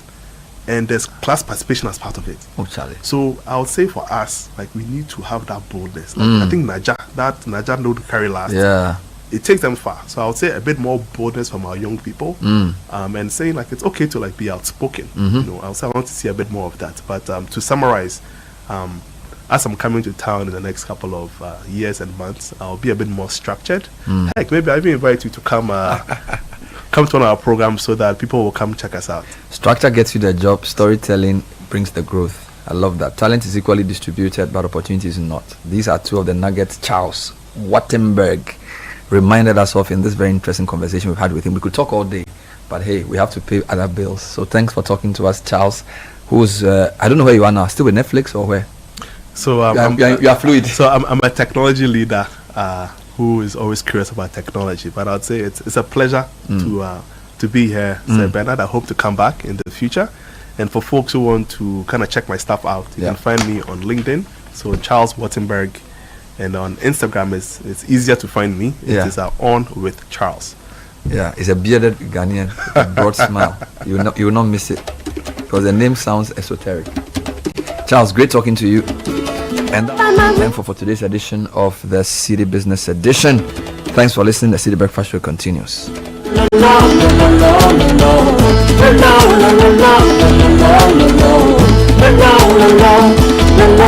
is the City Breakfast Show, the city's biggest conversation.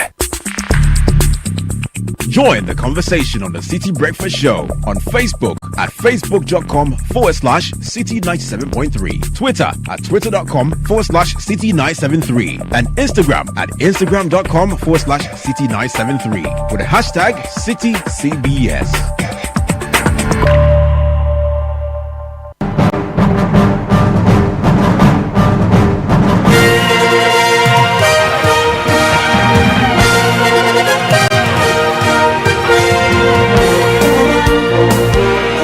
Hello and an amazing good morning. Welcome on board. I am Bernard Bakery. This is 97.3 Citi FM. Many thanks to Zonda GH and Shell V Power. Shell, go well. Let's get right into it, shall we now? General Manager of Indiana Stars Football Club, Tichiahin, popularly known as Tender, has slammed investigative journalist Anas Sarimio Anas as he believes that Anas's investigative work and eventual expose about former boss Kwesi Nyantakyi has sent Ghana football 50 years back. He said this in response to Ghana's High Court's discharging Kwesi Nyantakyi from the ongoing trial linked to his involvement in the number 12 expose. The Anas expose has taken that back for about 50 years. It got a football back about 50 years. The referees had their share of the punishment. The normalization committee came, and our football has not been as it is during the days of Kwesi. Kurt is doing his best. He's doing his best. But Kwesi would have done something because he was vice president of CAF, ESCO member of FIFA. Now, Kurt is also gunning for the CAF Executive Council member. If Kwesi was to be there, and Kurt would have been added to it. So they are not exposed, in fact, have gotten our football 50 years back. Now, speaking of the problems confronting Ghana football, today marks exactly a year since the Save Ghana Football demonstration. A convener for that movement, Bright Kankamboedu, says that most of the items the pressure group listed in its petition to address several ails in Ghana football have not been addressed. A petition highlighting problem areas that needed to be changed was presented to the Ghana Football Association and the government of Ghana, but Kankamboedu believes that most of the items have not been addressed. Honestly, most of the things I am very disappointed. Most of the things we asked for have not been addressed. One of the key things we called for a halt on was the search for the Ghana Black Stars, which you remember. And sadly, you know that the very day we were doing the demonstration was the day they called Utoado to interview him. And that is, and we all know how it turned out to be. Ghana failed to qualify for the AFCON. And if they had listened and taken time, you know, I am sure we would have been able to search for a better coach. We won't be taking the decisions we are taking currently. We called Utoado when he had not even, you know, applied. We interviewed him, and he came out to tell us he was the best among all the people who applied. And the sad thing is that one of the people who applied for the job and did not even qualify to be interviewed has now been appointed by the FA as the technical advisor to the coach who was appointed even when he did not apply. You know, so it's more like we are in a state of confusion. Away from this, to Ghana's under-20 men's team, the Black Satellite, they have been drawn into Group A for the 2025 Under-20 African Cup of Nations alongside host nation Cote d'Ivoire, DR Congo, Tanzania, and a representative from the Central African Football Federations Union. The four-time Under-20 AFCON champions last won a tournament in 2021 under former coach Abdul Karim Zito, but missed out on the 2023 edition in Egypt. Under the guidance of new head coach Desmond Ofair, the Satellites are on a hunt for a fifth AFCON title when the competition kicks off in April. I think we've been watching the qualifications in the different zones, so we know the qualities, we know the teams that have qualified. Luckily, Morocco is being coached by a coach that I played against in Belgium. That's also a very dangerous side. Now, only 4 teams can qualify to the World Cup, and as you can see, it's going to be very, very difficult because you have the likes of Nigeria, obviously Burkina, Senegal is very, very strong as well. Egypt has a very, very strong team. South Africa is looking dangerous. They have one of the best strikers in the world in that age category, playing in Club Brugge right now. So we are doing a lot of homework, but I think the most important thing is just looking at ourselves and making sure that we are ready. I feel like we have to set the pace this time around, and I think this is the red line in the preparation and also in the selection that we made. I think looking at all the other tournaments that we played with this squad, I told the boys, it's very important to make sure that we reach the competition level. But I feel like we're in a stage where we can set the pace, and this is what we're trying to do. Desmond Ofair is the coach for the national under-20 team, the Black Satellites. Let's move to Europe now, and Manchester City defender Manuel Akanji has been ruled out of Manchester City's UEFA Champions League return with Real Madrid and their Premier League match with Liverpool amid fears he could be set for an extended absence with a muscular problem. Akanji was replaced at halftime in a 3-2 defeat by Real at Etihad on Tuesday. City face Real in the second leg on Wednesday, that's next week Wednesday, before hosting Liverpool on Sunday, February 23. For the Europa Conference League result, there were wins for Real Betis. They won by 3-0, and the former Manchester United player Anthony got on the score sheet again for Betis. In the Premier League, Chelsea are in action tonight against Brighton and Hove Albion at the Amex at 8:30 p.m. Later this evening, the Sports Panorama will continue with Chelsea versus Brighton and Hove Albion. That's your sport this morning. For more sports stories, log on to citysportsonline.com. Thanks to Zonda GH and Shell V Power.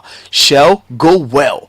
I am Bernard Baker. Sports is life. Get involved.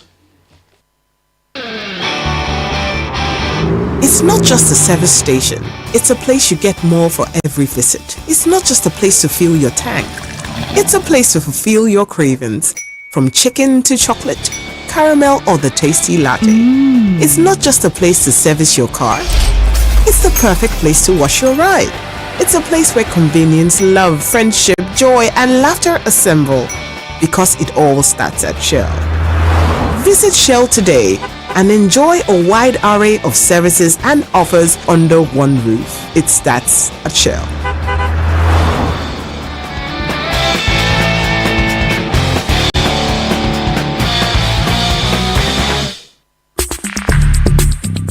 Join the conversation on the Citi Breakfast Show on Facebook at facebook.com/Citi97.3, Twitter at twitter.com/Citi973, and Instagram at instagram.com/Citi973 with the hashtag CitiCBS.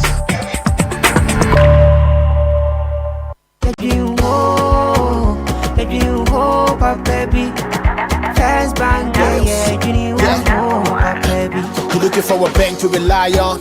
Let me give you a shoulder to lie on. Who do we seek out to bank baby? No lie, only one place where I get my eye on. Make I introduce you all to First Bank, the best services in the world, first rank. Customer service, everything is well planned. I make music, I travel, I sell land. They be my reserve tank, cause every time I know my money's safe. Universal banking, it's in me here on the date. I'm a busy person, me no many time to wait. Now I got to Spain, even when I'm in the States. My me blue shirt, they tell me office a chilling, but who cares? Cause I bank with the best. I'm lucky, I'm too blessed. When it comes to First Bank, it's too west. Everything is you first. Nobody feed do I'm like us, do I'm like us.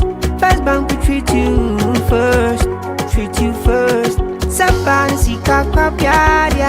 Think about you first, think about you first. You first, First Bank. Auntie T, I beg, fix me go betete Ghana. No gari, no oil, no plantain, just beans then eggs. Hey, bruh, that be dangerous combination, no? Problem no day. I feel handle am. For Telecel, with the Bob say everybody gets what they like. That be why Made For Me bundles day. Based on your usage, you fit get your own data and call packages. Fala! Made For Me bundles like the way you the want them. That *530#, then buy Made For Me bundles today. Telecel, connecting energies.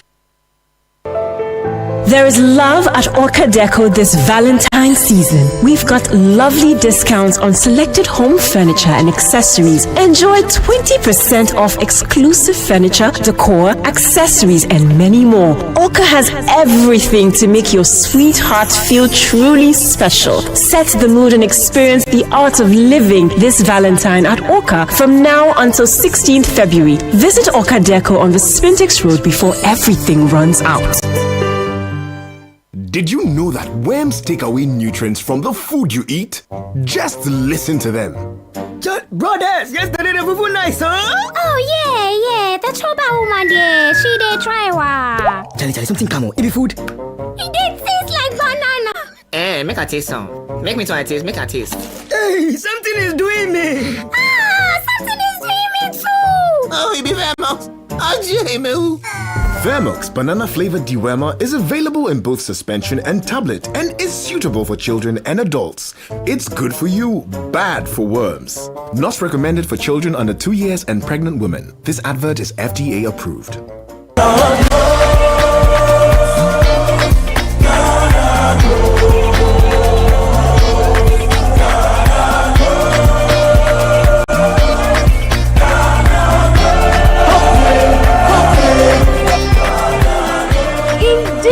There is money in the soil. Find your way into profitable careers and businesses in Agric and ATVET now. Take a step today and change your life, your family, and community. Dial *718*50# to join now. Ghana Grows. Hope Day. Ghana Grows is an initiative of the MasterCard Foundation in partnership with Springboard Roadshow Foundation, Limehouse, and other partners. Hey, do you know sir? Yes, stay salt concentrate fabric softener. I was such it move. Just send it this way. You hear my tina watch. New units now watch. No, be a baby, some was some demoni in us. Do you know say? Fair quiet, yes, in Biara Association Ontario. Uses Stay Soft and Hianets Nawache. Nani was to tap from cry. A fabric soft now. A year near Cesar. Choose to Stay Soft. No who's so sayano. FDIG a garden cratu yatu.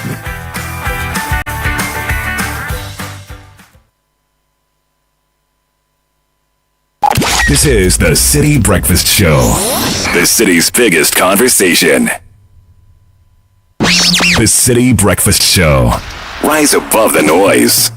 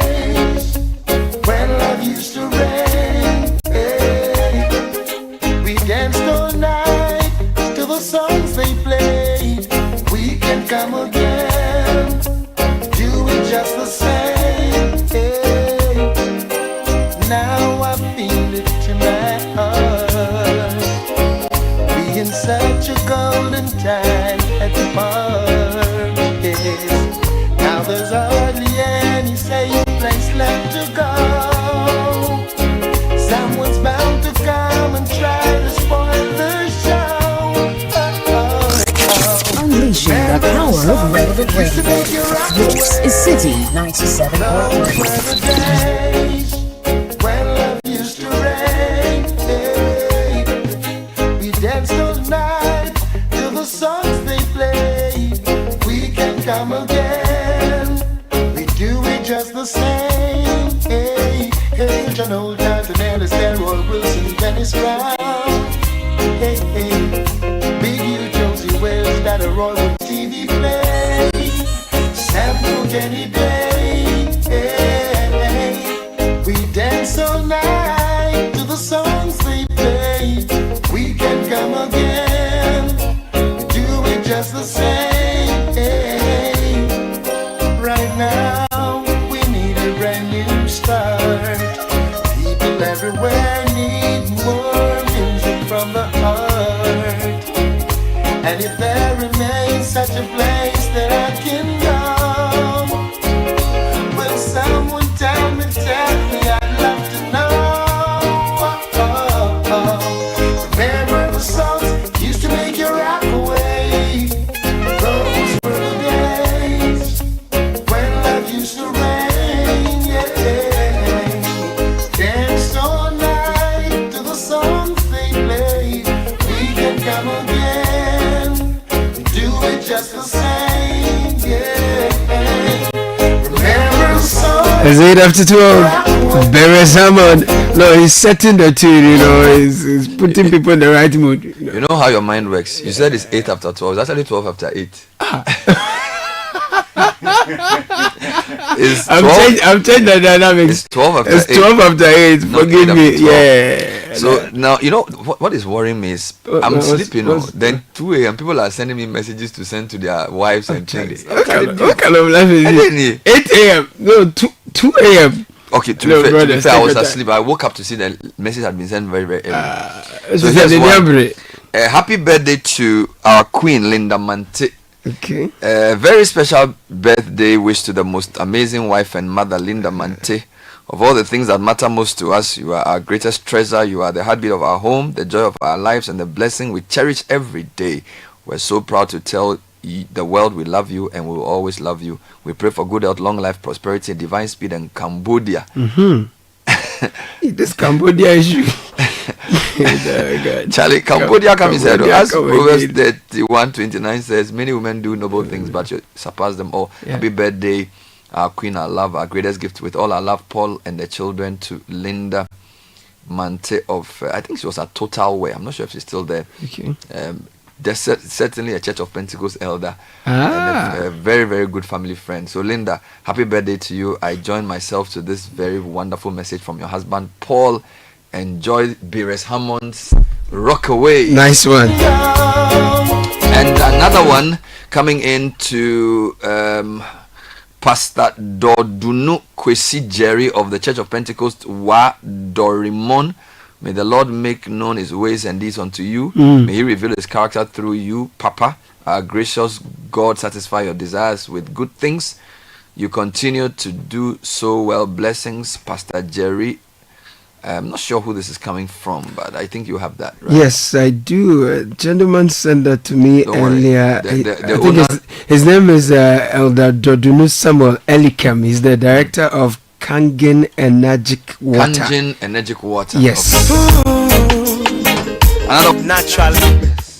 So another one coming in. Happy birthday, happy Val's Day to the woman who still looks as stunning as the day we met, just with a few more laugh lines to Muti Owusu Aqua, manager Stanbic Bank Tema community. I didn't think community what? Community branch from Kwabena Owusu Aqua in Tema. So Muti Owusu Aqua, happy birthday to you. Nice one.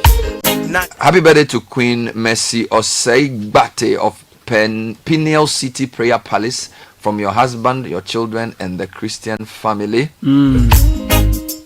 And then another one, my eternal love, Nana Sika of Bank of Ghana. As we celebrate this day of love, I'm filled with gratitude for the gift of you in my life. You are the sunshine that brightens our day, the calm in every storm, and the safe haven where I can always be myself. Valentine's Day is not just about exchanging gifts or romantic gestures. It's about cherishing the love we share, nurturing our connection, and reaffirming our commitment to each other. You deserve all the love in the world, Nana, and I promise to always be there for you through life's ups and downs. I love you more with each passing day. Happy Val's Day, my sweetheart, Nana Sika. Forever yours from Edem. Okay. Well, today is Sayam Duku's birthday. Happy birthday to you. This is coming from me, your wife, and all of us. Happy birthday to you, Sayam Duku. Another Infancy Pin boy. Yeah. The interview with Charles also from Kwabuche. They are the school. Happy birthday to Mr. Lord Marshall Mensah of Adogon. This is coming from James Augustus Allstrop Quiz. Okay. They find a special. I love all of them here. Good morning. Please help me wish my brother and sister, Mr. and Mrs. Amo, a happy marriage anniversary today. God continually bless them and their family. This is coming from Mr. and Mrs. Poby. And this one says, happy 10th anniversary to us, babe. A decade of love, laughter, and adventure has passed, and I'm grateful for every moment we've shared. Through life's ups and downs, we've held on to each other, and our bond has grown stronger. Here's to many more years of happiness, growth, and making memories together. With love and gratitude, love you, Akosia Frima. This is from Ato Kwamena to Akosia Frima. All right. Akosia Frima and Atokwamina. Happy birthday to our dear son Ishmael Evans Kwesi Inkum Yamson of Cornerstone International Academy. You're a gem to the family. God continue to bless you and guide you as you grow wonderfully in the steps of Granddad, from Daddy, Mom, Ebo, Imelda, and Antiaba. Good morning, Citi FM. Please help me wish Reynald Cheba for our head of creative and Michael Lotz, our intern, aka Fire, a happy birthday.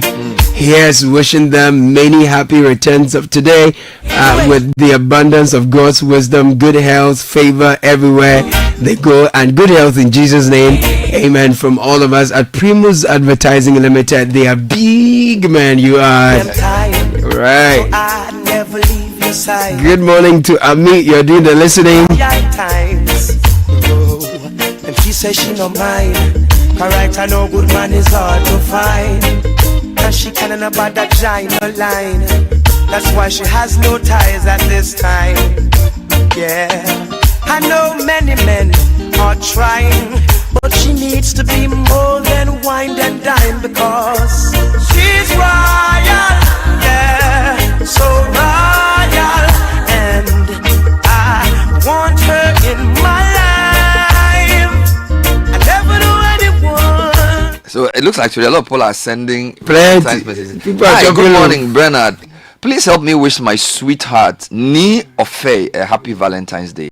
I want him to know that I truly appreciate all that he's been doing for me, and I'm totally proud of the gentleman he's been all this while, from his queen Nanaba. And he says he's listening now, and I can imagine his smile. I like this message, you know. He says, I am totally proud of the gentleman he's been all this while. Lovely. From his queen Nanaba. And so this, I like the coded messages. You know, instead of saying, I want to wish Kofi Mensa of Zenith Bank, something, you know. Why you mention the name, as they say, you declare, you know, some people need to declare their assets. Yes, so please. that Very important. Some people, they just sign and say, happy birthday to Josephine of Cocoa, but we don't know Josephine. We don't know Josephine. You know, it's a very bizarre message. Where is it coming from? Who is it sending? I'm not sure, though, if the chocolate day thing is working. I stand to be corrected. Yeah. I feel like it's a good thing, but it has lost steam. Yeah. And I think the new tourism people need to reinvigorate the chocolate day. I don't know, because yes, some people brought us a cake today. Friends from CBG brought us a cake. So chocolate cake is fine. And then I think Providence Insurance, they brought us some cake, breakfast, and that was yesterday for World Radio Day. Yeah. But I had chocolate too. Yeah. Man. So I think, well, listeners can tell us. I feel like the chocolate drive, possibly because, you know, we've had a problem with the industry. We don't have enough cocoa. Yeah. And a lot of, like, I'll tell you this. There's a particular chocolate beverage I usually buy for my kids, okay? And for the better part of last year, we were struggling to even get some. And when we asked, we were told that they were struggling to get raw material to produce. All right. So I think the challenges of the cocoa sector, the problems of cocoa board have sort of affected the chocolate, because this thing was initiated by Jacob Bilamte. And it was such a great idea that we center the whole Valentine's Day around the chocolate thing. Now, Caleb, you see, the thing about economies that people don't understand is, a lot of times in Ghana, we discuss supply side issues. Let's produce more. Let's export. Let's do this. Let's do that. There's a whole discussion to be had about what is called demand side. All right. The demands. If people want to buy Ghanaian chocolate, they will. Or if people are proud of Ghanaian chocolate. Yeah. Okay. So I always have a problem with a Ghanaian. Maybe you work at EPA, and then you go for a conference in Switzerland, and then you go and buy chocolate and kind of give it to Bolling. Like, you know what I'm saying? Yeah. You should take Ghanaian chocolate to Switzerland and tell them that we have a better chocolate. But the problem is that we sell our cocoa beans to Switzerland or Holland or UK, and they produce it, add value, and they get more money, and our people don't get money. So the chocolate day is a great idea, but I think that the demand stimulation part of the conversations have not really been had. Okay, so by all means, buy chocolate, but I don't even think it's limited to Valentine's Day alone. We don't patronize our products, and we are not proud to say that this thing from Ghana is better. You know, yes, we say our jollof is better than the Nigerian jollof, but the point is, to what end? You get it? You should. I mean, look, people are buying Apple computers. People are buying Nike shoes. Yes. These are industries. Yes. Okay, people are patronizing EPL. These are industries. We brag about Ghanaian jollof, and that's where it ends. Okay, so who's packaging Ghanaian jollof and selling it in Kenya or South Africa? Who is, you get it? So we always like the fun part of the issue, but we don't see that it is linked to economic survival, and that's my problem. You know, the Ghana chocolate, you see, if you, so I have friends who are always on my neck to get them chocolates and sweets generally. They say, okay, beyond brothers now, but I want chocolate. And I say, I'll give you Ken's Bite. They say, no. They want chocolate that has been in the plane or has felt the snow and things like that. Ghanaians are asking you. Ghanaians will ask you for so what about if you give them Ghana chocolate, they say no. What about when you are on Beyond Borders, you take some chocolate along? So like the cocoa CPC or whatever they call them, they have King's Bite of different colors. Yes. The red one, the light blue, the light green, and the orange. Yeah. Then you have niche people who produce a lot of good chocolate. Then you have a lot of small chocolatiers. Yeah. So maybe when you go to Kenya or South Africa, you say, carry some along. My name is Caleb Kuda. I'm from Ghana. This is Ghana chocolate. Yeah. I think you see, you are underestimating the power. Carry the chocolate and say, whilst you come in. So when you go to Kenya or Ethiopia, let them give you coffee and say, okay, I'm from Ghana, so this is Ghanaian chocolate. Tea, then, by the way, do you have a shop that sells Ghanaian chocolate? Right. Then you can ask Gepa, why don't you set up a Ghanaian exporter to also sell Ghanaian chocolate in Kenya or South Africa or something? That's true. I think there is that. There is the Ghana Trade House. They have this business park. Yeah. Where they have this building dedicated to all things Ghana. You find Ghanaian shirts. You even find Apotoyua and Tapoli and all those things in Kenya. But it's all in one place. Okay. Yes. But what I'm thinking is, I think Ghana is known for chocolate. True. We produce we and Cote d'Ivoire produce our 40% of world cocoa. True. Right? There should be a more deliberate, intentional drive to promote our chocolate. Okay, yeah, that's true. I don't seem to see it. For example, the Black Stars jersey. What prevents us from putting niche chocolate or CPC as a sponsor on the jersey? Like there are so many things we should be doing. Why should GMPC be the one sponsoring Black Stars? Even if they are the one sponsoring Black Stars, GMPC is not something you are selling. All right, but you want people to buy your chocolate. Something you want people to buy. That's the thing. We are talking about markets. Everything you're seeing, Trump. Yeah. All the tariffs, it's about markets. So he doesn't want to come and dump your goods in his country. He wants because the only way to be economically prosperous is to be productive. You don't become economically prosperous by buying things that people make alone. You also have to sell things you make. So if you can't make anything at a competitive way and all you do is buy people's things, that's not economics. But if we are all buying the chocolate as much as we should, if the demand is there, because from what I've seen, we've been doing This Is Ghana, Back to Your Village Food Bazaar. The kind of packaging I see is quality. The kind of innovation I see in terms of the chocolates, we are not just having the raw chocolates. Others are adding some other materials to it, cinnamon, lemon, and things, and it's really nice. So if we have that demand rising, and I think we have done well to, as it were, re-engineer the taste of Ghanaians enough to want to buy more. That argument I will make. But I would also say I don't see a lot of chocolate even on the streets as I used to see before. You are right, because the industry is suffering. Okay, the product they are having raw material challenges. But I'll say to you that I think one of the governments tried to give chocolate to kids every day or something. I don't know. Look, this is what I'll say finally before you go on. In the US, when the government realizes that the auto industry is in trouble, they give it a bailout. I think our chocolate companies, whether it's CPC, Niche, or all these companies, need to be giving government support, access to raw materials as a first option, and helped to really do well. That's all I'll say. Let's protect it as a strategic industry. Let's stimulate demand for it. Very important. And then yes, please, if you are listening, you can bring us chocolate. Let me pay a quick bill while we wait for the chocolates that are on their way.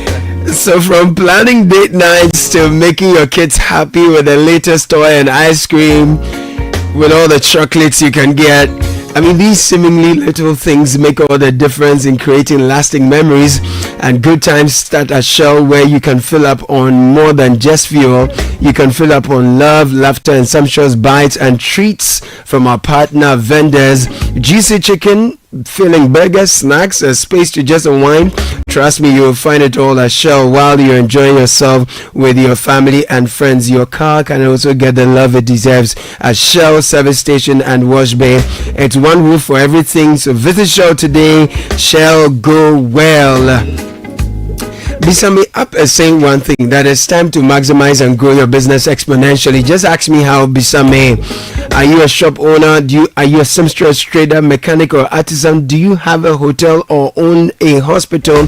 Do you have a phone, TV, car, house, or any property you want to sell? Here's what happens. You want to sell? Here's what happens. Bisame App is here to help you connect with your customers, right? So you need to register your business, and then you will reach more customers. With the Bisame App, your security is assured. Just locate the item you want to buy or sell from any social media platform. Inform Bisame that you want to sell that. Now, a seller is called to bring the item to the office for inspection before you make payment, and then the item is shipped to wherever you are. Now, with our in-app video calls, Bisame App gives you more safety. Download Bisame app on Google Play Store or the App Store today and unlock endless possibilities. Grow your business, connect with customers, and enjoy success with ease. All right, now pay your school fees and residential fees with Zenith Bank. Students from KNUST, UG, UDS, or UEW, Winneba, or UMAT, Ola College, or Akosum International can make payments at any branch of Zenith. For more information, call 054 2000 111 or go to zenithbank.com.gh for more information. And Valentine's Day is today. Africa World Airlines is ready to make it extra special, so you can win free flights to a lot of destinations. Number one, simply follow our social media page. That's Instagram, TikTok, LinkedIn, or X, or Threads, or YouTube. Create a 30-second video of yourself singing the chorus of the Africa World Airlines jingle, and then post it with the hashtag FlyAWASingOut, and send it to us at any of our social media handles. Now, the top 3 videos with the highest likes or comments and views will each win a free ticket to any Africa World Airlines flight destination. Now, you may call 0800 200 200 for more information. And Volkswagen wants to be part of every moment of your life. The new Terramont will carry all your special moments in its renowned spacious 7-seater. It has a 3.6 liter V6 petrol engine producing maximum power of 280 horsepower, and it starts at 712 Ghana cedis. We also have the Virtus, the T-Cross, the T1, the Allspace, the Terramont, and the Amarok pickup. So many people are sending requests this morning. Bernard Abeku, so who are you also requesting Valentine? Or who is requesting? Yes, what's the question? It's a compulsory I want to set you upside down. Okay. Let me read a few more whilst you are thinking of what to do. Question 1. I'm telling you. No, the journalist. Yeah, so the wife is wishing the husband, so baby, a decade with you, and you are still the one. I appreciate you, Kamal Dean Madi, president of Akora 2G Year Group, coming in from Fatima, your wife. A couple more coming in this morning. Yes, happy birthday to my daughter Blessna Toshi Togbo of Odogono SHS from Dad, Mom, Jesse and Jet. Bernardino, wish my sweet, lovely wife, squadron leader Alberta Nyamiache, or is it Nyamiche Safo Inti, a happy Val's Day. Tell her I love her from Bullets. Okay. Happy birthday. Okay, hi Bernard. Today is Val's Day on Friday. Per traffic, I'm sure police will still have to assist after 5 p.m. Okay, Stephen from Manette. I wish a glorious birthday to Mr. Val Padmore of Sefi Jampokrum. Sefi Jampokrum. May he be blessed. Jampokrum. Jampokrum. Okay, yeah. I think you're right. Jampokrum. May he be Jampostown. May he be blessed beyond measure. I pray all his heart desires and petitions before God be granted.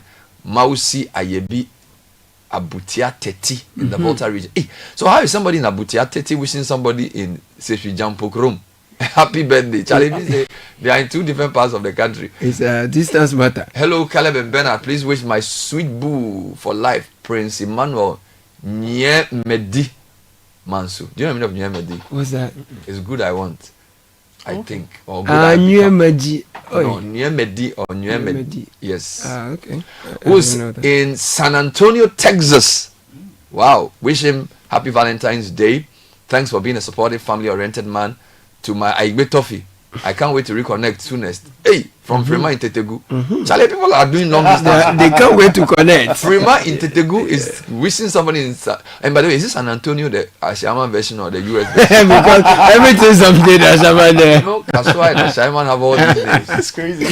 Happy anniversary to my sweetheart Rahmat Sumani. I'm grateful for everything. This is from Staffman. Wow. And to Francis Boabing of Zenith Bank, from all of us in the e-business department. More of these messages coming through. Yes, please. Godfrey, why are you not raising anything? So this one says, there is someone on the line, Bernard, apparently, from the Ghana Tourism Authority. Oh, nice. Ghana Tourism Authority. His name is Jones Nelson. He's a director of corporate affairs. Jones. Happy chocolate day, Jones. Charlie Jones, how are you? I'm fine. Charlie Jones, Ghana Tourism, you've done a lot, but I feel like the chocolate day it's not picking. Maybe I'm not following. Can you encourage me that the chocolate day thing is moving, and how can we move it more? You get my point? Yes. So that's why I'm asking you this morning to talk to me. How is the chocolate day? It seems not to be gaining the traction I expect, or is it just me? Not that I can also say, but it's been so a bit, except that we are doing our bit. Yes. So explain to us what the idea is. Is it that on Valentine's Day we should only eat chocolate? What is National Chocolate Day, and what can we do to make it better? Oh, okay.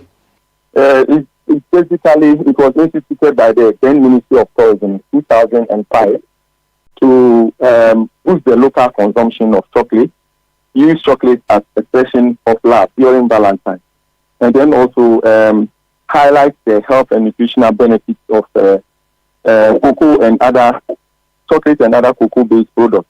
So the idea is to use chocolate as a symbol of love, to share and care. And then until then, 2001, we've been doing it in collaboration with Cocoa Board, cocoa processing company.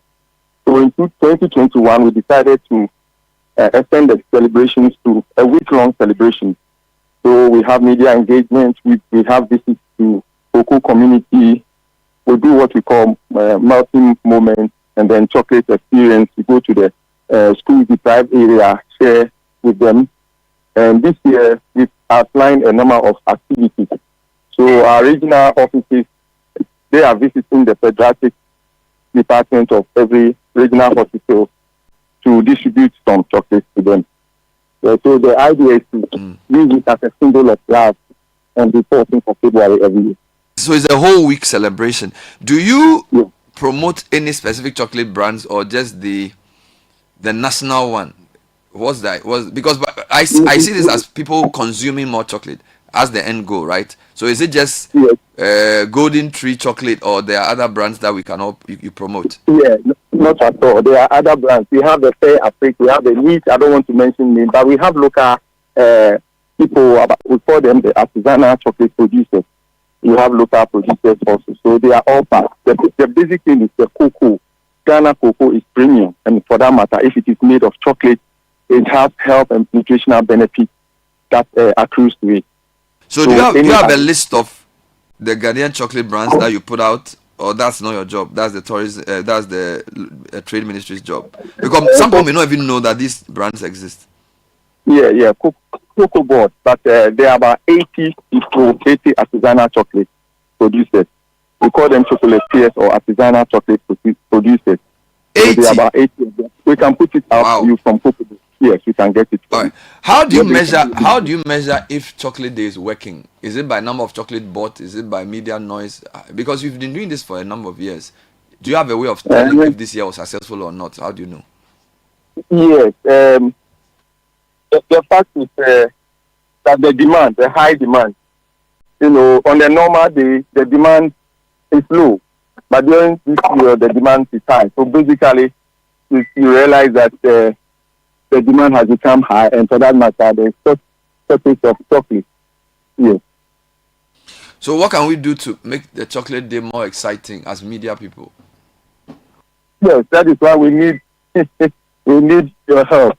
Over the years, the average Ghanaian has appreciated the fact that Ghana cocoa is premium and it is quality. At the world market, we are number one in terms of quality, but in terms of the consumption, the production, we fall to 2 now before Côte d'Ivoire, after Côte d'Ivoire, sorry. Yes, so we can all garner our support. We need a massive and instantaneous public education to come on board, bring on board all the stakeholders, artisanal chocolate producers, CPC, cocoa board, and then keep highlighting. Maybe once a week, we can have this proposing, we can have them displaying their recipe. It can be made of recipes on TV, on radio. We can all collaborate. Then we just keep on it, maybe on a weekly basis, invite them gradually. I think it can make a positive impact to have a massive production here, rather than exporting majority of them outside. Yes. Jones Nelson. Yes, sir. Thank you very much. I wish you happy chocolate day. Keep up the good work. And regards to the team at the Ghana Tourism Authority. I'll bring you your chocolate. Don't worry. I'll bring you. Overdue. I like pebbles. You know pebbles. Okay. I like pebbles. So when you bring it, add pebbles. So you can throw it into a mouth. Like you throw it like this, look back. Charlie. I like pebbles. Thank you so much. No, Jones, you're a big man, Charlie. That's shock. No, but guys, Jones, that is a big man. They throw like this. Yeah, throw up. Your mouth and you catch it. So yeah, you used to do that thing. Yeah. Like it's nice. It's a nice feel. Like, but you know, for the longest time, it couldn't work. I don't know, my mouth was. You're not gelacating it well. Yeah, but now I can throw the thing. Then straight. Quick. I like that. It's nice. Like, quick. Business. Can you throw pebble and it enter your mouth? So you raise your head and throw it and it enter. Yeah. Oh, but the pebbles are even bigger than granules, right? I do love a granite. Granite is small. Yeah, it's small. So if you are able to, when the pebbles can give me some, then I will experiment for you to see. He said they are 80. Yeah. You know my challenge now. So it's good to have chocolatiers who are 80. Yeah. But I think there's also an optimum number of chocolate producers you need to be able to penetrate global markets. True. They are too small. They should aggregate. You know, we should to have a national chocolate aggregating company that says, here are the 15 chocolate brands that we want to promote. Whether it's the name you mentioned, whatever. Any of those. You know, because it's, for me, look, Africa is a huge market. Ghana is great. Just look at West Africa. Sierra Leone, Gambia, Guinea, Mali, Niger, Burkina Faso, Togo, Benin, Nigeria, Equatorial Guinea. Yeah. Imagine if we sold our chocolate to those places. Yeah. Why should those people, and all those people eat chocolate? They do. Yeah, but I'm sure they all buy from wherever. We need to be like intentional about it. Yeah, you know, I was even listening to the news today, and I was asking myself, why don't we even have regional? We do international news, okay? Why don't we have sub-regional news? We need to. Our mindset should be Ghana, West Africa, Africa, the world. Right. Yeah. You can't conquer the world if you haven't conquered West Africa. It doesn't work like that. You don't get that from Accra and then you conquer the rest of the world. You need to grow in concentric circles. So we are not. So a few of our companies have branches in Gambia, Guinea, and things. The Nigerians do very well in that sense. Yeah. They think territorially. So they say, well, we are in Nigeria, set up a branch in Ghana, we go to Sierra Leone, we do Liberia, and then we do South Africa. You know, we don't have that mindset. So we will just do something small, we are happy. Yeah. And it's not right. I feel like these 80 chocolatiers, there should be some aggregation system. But the point is, even with supply of the cocoa beans, for example, are they getting enough? Well, that one is a problem. Because you also have galamsey you are dealing with. That's not. But see, that doesn't mean we shouldn't think. There are annual problems. So maybe last year cocoa production was low, whatever. What I'm saying is that generally we have chocolate producing companies with a lot of chocolatiers. You need to have a certain size to be able to sell at a lower price. If you're a very small company, it's very difficult unless you're producing a premium product. But if you want to conquer the West African market, you need to find a way of aggregating. That aggregation cannot happen if we all think in silos and we think in our small, I'll die in my socks mentality. The mentality of the Ghanaian has to also change because the thing about a business is that it's psychology. The way you think determines everything you do. 100%. You get it? So we should see, look, we say we are the first country in the sub-Saharan independent, What does it mean? Kwame Nkrumah was trying to bring Ghana, Guinea, Mali together. He had a global mindset, even though he was from a very small country. And I think a lot of our leaders and businesses should start thinking that way, beyond local. Yeah. And the government should support them with aggregation. That's true. We have some comments. I'll bring them. Bernard and team. Okay, so Abeko is putting them all together. Then we will on the chocolate issue. Chocolate Day is indeed a great initiative to promote our locally made chocolate and boost the cocoa industry. However, my concern is how the average Ghanaian still sees this day primarily as Valentine's Day, leading to unnecessary hype and inflated prices. What exactly are we doing to ourselves? Are we really promoting local production, or we're just feeding into commercialism and creating a burden for the ordinary person? This is from Kujo Lumot T from Parliament House. I see the chocolate thing not working just because the ordinary Ghanaian who cannot cannot afford a bar of chocolate. This can only work when the ordinary man can afford the chocolate. I don't even know the last time I had a taste or bite of chocolate. This can only work when the prices of chocolate is made affordable. The producers shouldn't think of profit only, but if they can at least break even, we will make a headway. We have to reset every aspect of the economy. Mausi IAB, I-Star from Abutiati Volta send that again. The smaller the company, the more likely the price will be high. True. Which is why I talk about economies of scale and aggregation, because you have a bigger base. So that's why 80 chocolatiers is not sustainable. If there are 80, there has to be a system where they can optimize and get better value. Here's a very interesting comment from a listener. So she says, "Good morning, Bernard. I just went to a supermarket to buy chocolate for my work colleagues. A pack of 20 medium-sized bars of King's Bite cost 300 Ghana cedis. A tub of Celebration chocolates cost 145 cedis. How will people buy made in Ghana chocolate?" Yes, that's the truth. There has to be, at the center of all of this is economics, right? The way you produce, it's going to be too expensive. You can't be competitive. Somebody can bring a big bar of chocolate from another country, it's much, much cheaper because their governments also subsidize their production. And the cost of money also. For those who are doing the production, it's all that. All right, here's more. Yeah. So Jones Aduboy says chocolate has become very expensive. I bought 2 small bars of chocolate for 40 Ghana cedis this morning for children on their way to school. Jones Aduboy, thank you. Hi Bernard and team. I always take King's Bite on my travels outside Ghana as a gift. People enjoy it a lot. Last time I went to China on a training course, my trainer and receptionist really enjoyed it. Bernard, the Chocolate Day is ongoing. The challenge is the prevailing prices of the Ghanaian chocolate. CPC's medium-sized chocolates retail for 15 Ghana cedis for one. A box containing 20 bars sells at 260 Ghana cedis. The large-sized ones sell for 25 Ghana cedis for one, and a box of 10 bars sell for 250 cedis. It becomes difficult to buy and gift all your friends and loved ones. This wasn't the case previously when it was more affordable. Jesse from Sakumono. Yesterday I roamed Takrady, no King's Bite chocolate to buy. This is serious. This is Takrady where Cocoa P was. Is it a shortage or the Takrady people have taken the thing to the next level? He needs to explain. Maybe the Takrady people have no King's Bite chocolate to buy. It's just too bad. From the big supermarkets to the local stores, it was saddening. It's either run out or they are not getting enough to buy. Please explain.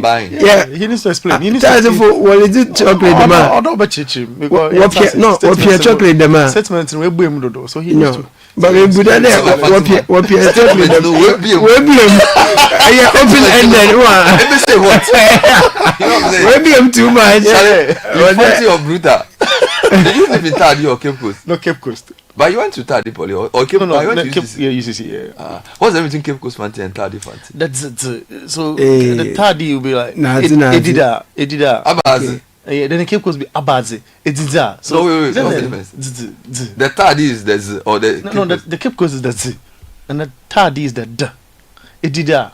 Abadeo. Oh, okay. Abade. Abadeo. It's Tadi. And Abazi.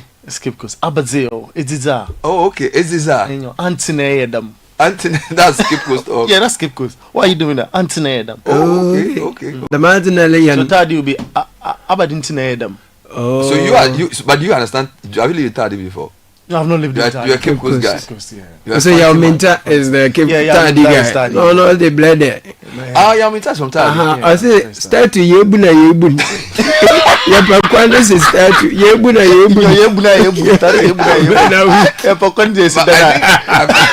There's a Tadi people. If they have some coded language. I say, they are super funny. No, one ball up in one. What's that ball up? Weekend, baby, a ball up. No, it's a baby, a turn up. Because one ball up. There's a lot of jamming in the system. But how come you speak Tadi? No, I don't know.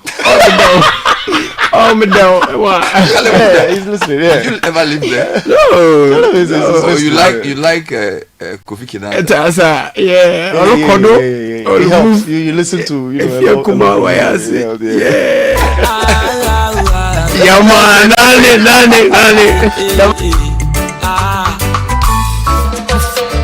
Mashishema, namenya bibi ni besia, mamenye niya, amemede makumenyina, bamano, baby I made dream to mun munko biemo, mepeyina. Ami baby I made dream to mun munko biemo, mepeyina. Kana me yamao. Odonu go fu pinsase Mosima modonu go fu pinsaso Efibo wasembade Akukudu na wuka senti wasembado Baby I made dream to mensani mechili na munkobio Maka selo wansase Ami baby I made dream to mensani mechili munkobio. Good morning team, please wish my wife Ifia Konamwa Konama happy Valentine's Day for me. I'm proud of her. God bless her for taking care of our home. From Kennedy Ofe to his wife Ifia Konama. I hope I got that right. Ifia Konama. And a couple more coming through this morning. Yeah, on the screen. Yes. So Abeku, let's do this. This one says, some dedications. You're the love of my life, my forever Valentine. Happy Valentine's Day to my beautiful wife Linda Melody. This is coming from Dr. Eric Ashon of University of Ghana. Linda Melody. Okay. Dr. Eric Ashon. Ode Uluwama Atase. Yeah. Our special birthday wishes to one special hospital nurse inside the Volta region, Martha Tete Akoko. Good soul, 1 in 6 billion she is to me. This is from Kofi at Sanlam Alliance in Tema. Okay. Good morning, Citi. Morning. I want to wish my mom, Felicia Redu, aka Manti, a happy birthday. She's an amazing woman. I appreciate her so much. May God bless her and make her healthier, wealthier, and happier in all her endeavors. Julian from Dansoman. Okay. Please wish my boy David Ama a great happy birthday today. Joshua Ama send her through. Good morning, Aloski. Yes, please. Kindly wish my wife Ifia Kunama a happy Valentine's Day for me. He says I'm proud of her. God bless her for taking care of our home. Message to my phone and also send it to them. Kennedy, overvoting has come in. It's for the ballot. It's for the ballot. Into what say Happy birthday to myself, Bokomi Marceline Valentine. Okay, your regular listener. Thank you. Most people are called Valentine, Valentino. We're born on Valentine's Day. Because apparently this is St. Valentine's Day. That's right. Okay. Oh, you didn't know this? No. Check if you have any friend called Valentino or Valentine. Today's their birthday. Yeah. So, like for example, the guy who's the MPP. For this area. I am very sure he was born on 14th February. Valentino Nino nothing. I'm sure today's his birthday. He's a lover man. Yeah, so if you are born on 14th, Valentine. You didn't know that, No, I didn't know that. So the Bernard, where do you get it from? No, Bernard is my dad. Have you asked him why he gave you that name? No, but he just he says he felt it like he felt the name. Like this guy's going to be. But when they name you, that's how they said it. Going to be a bold guy. It's by the spell. No, the name when I went to Good Better Best, GBB. Is that the name of your school? Where I began schooling. Good Better Best. Good Better Best. Yeah, GBB. Until my good is better. GBB, my better best. Is this in Maria or Cape Coast? GBB. Cape Coast. No, Winneba. That's in Winneba. GBB. Good Better Best. Winneba. And then Winneba. So who's then I went to Uncle Rich. Uncle Rich. Also at Winneba? Yeah, also. It's like private school? Yeah, it's a private school. And then you wrote BC in Uncle Rich? Yes, in Uncle Rich. And then you went to which secondary school? Swear School. Oh, Swedru. You went to Swear School? Yeah, I went to Swear School. So you were born in Winneba? I was born in Cape Coast. And then you lived in Winneba? I lived in Winneba. And then you went to school in Swedru? Sure. But you are from? Accra. You fancy up. From to Winneba. Yeah. You are just like fancy that. Oh my God. Too much fancy. Born in Cape Coast. Yes. Grew up in Winneba. Secondary school in Sweden. And from the university in Cape Coast. Then from Ekumfi. Oh wow. Yeah. So full time. Mama Sha. In York. Just say your whole life is 30 kilometers radius. In York. That's it. I read a statistic that most people in the world are born and die within 30 miles. So they where they're born, they live, they work, they do everything. Think about me. I was born in Medina. Yes. Went to University Primary School, Legon. Presec. Went to Presec, Legon. Went to University of Ghana, Legon. Was in Legon Hall, Legon. The only time I left was when I went to the UK for a year for my masters. Yeah. Even Citi FM is not too far from Legon. Yeah. So if you don't travel, your mind, Small I'm very radius. limited. So I'm the best. But yours was different. Yeah, because I mean, where were you born? After every other 5 years, we moved. I was born in Tascona. Huh? Yeah, that's my hometown. It's close to Agbozuma. Tascona. It's English. Task and corner. Tascona. Yes. No, from Tascona to Tokrano. I've never heard of Tascona. Oh, no, I've mentioned this to you before. Yeah, that's the name of Tascona. Legends are born in Tascona. I'm telling you. Legends in town. I'm telling you. Get to South. Tascona. My MP is Abla Jifa Gomashi. Tascona. Yeah, Tascona. Spell it. Taskcorne. Tascona. I tell you. When I joined the debate society in O'Reilly and they asked me where I'm born, I said I was from Tascona. They said it's a debate. It's not true that Tascona exists. So that was the first debate we had in school. So you were born in Tascona. It couldn't be. Yeah. Where did you go to school? Oh, so from Tascona we went to Tokrano. My God. We went to Tokrano. In the Oti region. Yeah, then from Tokrano we went to Koko. Between age 0 to what age were you? This must be 5 or so. So 0 to 5 Tascona. Yeah. 5 to no, I was born in Tascona, but the year I was born is when we moved to Tokrano. Yes. And Tokrano is where? Tokrano is in Oti region thereabout. How long do you live in Tokrano? So we must have left when I was 5. Then from Tokrano to where? In Koko.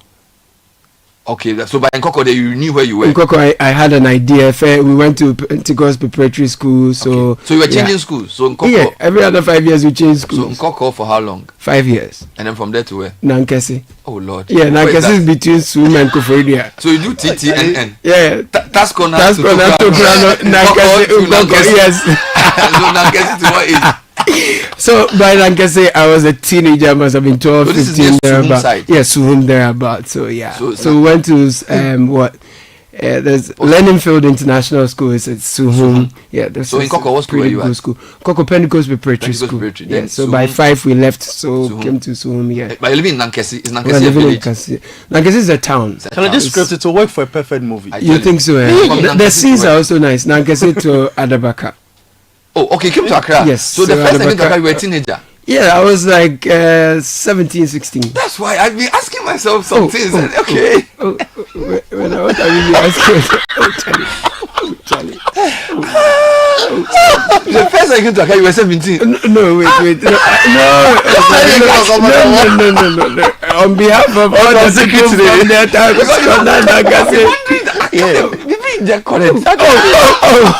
Charlie, they finished me. So you came to Accra as a teenager. So all the cross-examination was to finish me. Oh my God. Charlie, you stayed in. I mean, we have finished. Asylum down. What destroy me? So for asylum down from 70. So asylum down to, they say it's close to some places. See, people destroy me. So basically your school, you are forced to go to schools based on where you live. Yes. So you are a day student. After every other 5, yes. So from asylum down, then you went to Legon. Yes. By which time where did your father move to? So my dad moved to from Adabaka. He was transferred to Ejisu. In the if you're a child of from Ejisu to Bogosu. You know, your advantage is that you know a lot of places. Sure. But the disadvantage is that your friends are always scattered. That's it. So you went. So he left to Ejisu. Yes. In Ashanti. Ejisu then to Bogosu. In the western region. Who is doing this posting? I don't know. Church of Pentecost. Tascona to Tokrano, yes. To in Koko, yes. To Nankesi, yes. To Asylum Down, yes. Adabaka. To Ejisu, to Bogosu. To Bogosu. Yeah. Yes. Where is he now? Now he's in Zenu. No. We have to appeal to Pastor Eric Damiche. It's not happening. No, it's a calling. He said he's calling you from Jerusalem. He's throwing you to the ballot before they. No, I don't know. It's not and ballot. So almost every 5 years, your father moved. After every other 5 years, yeah, you're moving to places. Yeah. So it helps you know the country a bit. Charlie, you know you have to be on the caravan. there. You have to write a book and call it From Task Corner to Tokra. No? Yeah. No, but the Task Corner and Tokra, I don't really have memories of those places because I Caleb really Kuda autobiography From Task Corner to Bogos. Yeah. The Odyssey of a Ghanaian journalist. Absolutely. That's going to say. So basically, apart from the regions in the north and yes, I think most of those down south. So it's done Ashanti, Western, Eastern, Greater Accra, Volta, so like Oti. So Bogoso did you go to Bogoso? I used to visit him. Bogoso. Yes. Hey, that journey was bad. Bogoso. 6 hours. Bogoso is in what? Western region. It's close to Prisia Huni. So yeah. And then, in fact, on the caravan we drove through Bogoso. So we did. Not far from where the plane blasted. Yeah, Piazza. Yes. So yeah, that was that. So it's a mining town. Yes, it is. And then he did Ejuso. Ejuso is close. And that was my first time going to Kumasi, to visit. Are these big churches or is giving small churches? So yeah, they are small. So usually you have other assemblies that are under the district. So those are in like villages, but these are towns, cities, stuff like that. Yes. People whose parents are police and usually pastors in Pentecost church, they get a lot of postings. Yeah. Some churches like Assemblies, they don't post like that. Okay. Doctors too don't move that much. A lot of the doctors are in Accra. Yeah. You see, I think the medical people should also learn from the police people. Sometimes you need to move to know a few things. These days people don't want to leave Accra. Yeah. You know, but imagine if you. So it means you speak Twi well. Oh, Mitriti. And you speak Fanti too, not badly. You see, and it's helped you. And you'll be surprised that even in your media work, it makes you better. True. Because, look, I am just an Accra boy. Okay, but you have traveled a lot. So you can relate. But luckily for me, I grew up with Ga, so I speak Ga. Okay, yes. And my mother is partially Twi, so I can speak Twi too. Okay, my Ga is... so I'm a bit lucky. And I live near Zongo, so I can actually understand a bit of it, but I can't speak it. Oh, okay. So if I... Do you understand? So it helps. If you move around a bit, like this lady, the lady who does the gospel show, I stayed in Winneba for a minute. I don't understand the photo. Maybe you didn't go out. The key is if you're a daughter of a police, you travel a lot. Mm-hmm. If your children have neighbors, let them talk to them. But okay, these days the kids all speak English. Mm-hmm. Yeah. But like in a photo, if you had immersed yourself in the community, you would have understood a photo. The people in a photo don't speak Fanti. They speak a photo. They speak a photo. Oh. So you live there and you couldn't speak. So I'm like, I put a. Hey. That's what they say. No, but how are you? Apote. I think Apote you are. No. Exactly. Apote. How are you? Impadum is what? God, you speak Impadum. No, well. But you also grew up there. Hey, you lose God. When I see Afenyo Marcus, this one like do you know that people from the Guan area, so Latte, people from Oti, parts of Oti, the Guan areas of Oti, Efutu, even people from the Savannah region, when they speak, they understand. Okay, they can understand each other. It seems that the language resembles because they are the ones. They are the people who were here before everybody else came to join. So usually when somebody speaks, some resemblance. So if you had learned Efutu, it means you can understand Latte, like you can speak to Amani. Yeah. But now you are here, you only speak Fanti. Yeah. And you are saying, you're speaking English. No, but our local languages, we are really losing grip on them. True, because honestly, when I go to the village and the kids are speaking Ebe, I am so far away. You can't speak Ebe that well. No, I speak the Ebe, right? Not that but the depth with which they speak the thing is something else. You know, even the Bedouin, I struggle to follow it. Charlie, I thought I could speak Ga. Yeah. When I went to the Gamma, it was Pali. It's on your smoothness level. You know, the language in the palace is not the same as it's different. You know, my Ochame, I will say something in English. The guy will translate. Say, hey, this guy. Wow. You know, there's a certain richness to the language that they speak in the palaces, which you don't have. And I think this show by the fireside needs to come back. The one Dr. Rokota Mamidoku used to do, because that one they used to speak the language in a very Charlie, that kind of thing. Mami, soldier, it's called Mogu. But we need to get back to that roots. so that it stays with the next generation. Because then we've lost the next generation already. Long time. You see, my guy I interviewed, he's teaching his kids Fante via Zoom.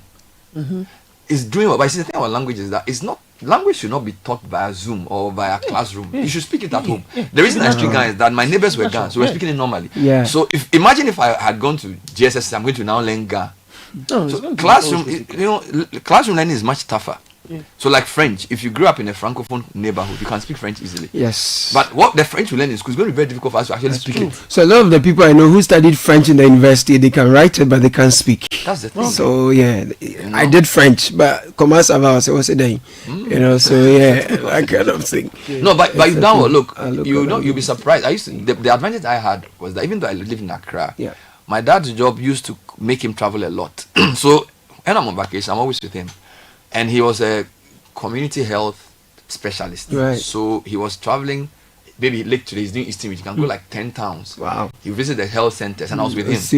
So I knew a lot of places as a young person just by traveling with my dad. He did a lot of Eastern Region, rural parts of Greater Accra, parts of Volta. He didn't, and in Central, he didn't do much of Ashanti and the others. But at least he gave me a certain sense idea as a young person. So I always knew that there was a much larger Ghana than Accra. Okay, so you are blessed actually with your travels, unlike this man who's just 50-meter radius. By the way, what are you guys doing today on Panorama? We'll touch on the Save Ghana football demonstration. A year ago, journalists hit to the streets of Accra. Ghana football is at an all-time low. We have a lot to do. The league. Then the Black Stars. So you guys will discuss that. The national teams, they brought some 15-pointer. To want to address some issues. We'll talk about that. And then the Honorable Minister for Sports and Recreation. He's meeting Kotoko. You see, the Instructorman people brought some unnecessary thing into the scene by stabbing. So he has to. So the Kotoko and Hearts don't want to play until some new security measures. Absolutely. I actually think Hearts and Kotoko should use their power to force GFA to fix our venues. And I was very happy to see Hearts and Kotoko issue a joint statement. I think that was very good. They recognize their history, they recognize their power, and I think they should force the GFA to reform the viewing centers. True. So I agree with that. So you guys will discuss that today. We'll discuss that. Now, the thing is that the club licensing committee, they have the rules and what to follow already on paper, but how to enforce it and make sure the clubs follow it religiously is where the problem is. So now they say they want to go exactly to what's on paper and then make sure the clubs are able to do it. So that's the other thing you discussed. We'll touch on that as well. Then we'll look at beefing up of security, all this in relation to all of that. So beefing up security in Ghana football, whether the military presence at our stadium. So this is at 7 p.m. Then the greatest league on planet Earth, there's Brighton and Hove Albion. You're playing that. So you do that live as well. Yeah. After Panorama. Wonderful. It's funny. I was just thinking about something. I have gone to only 2 schools in my life. Right, and you have gone to like 10.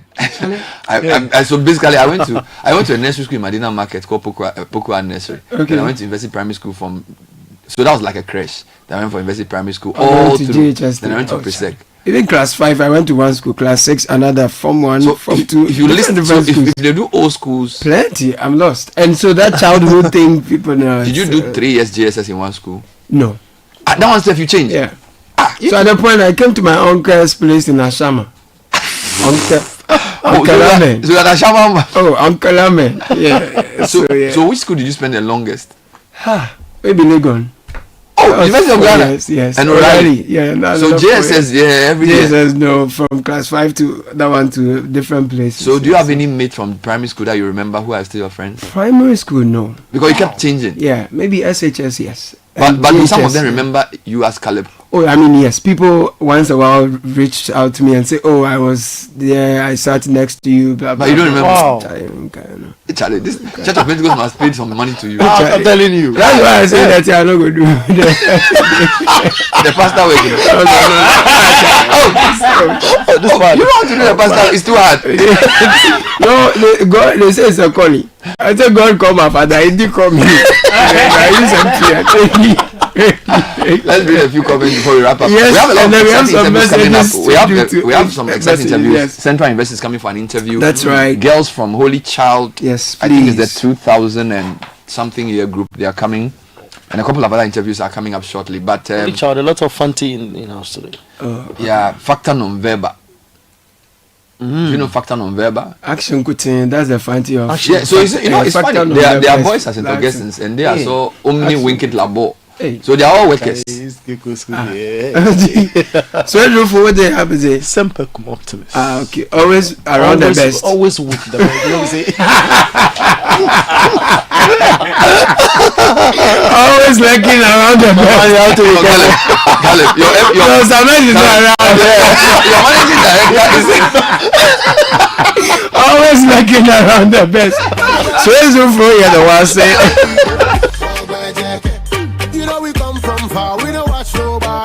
This is the Citi Breakfast Show, the city's biggest conversation. Ghana Post. Ghana Post. The most affordable delivery option for food and merchandise from Ghana to everywhere in the world. Connect with us today and see for yourself. Ghana Post. Smart, secure deliveries.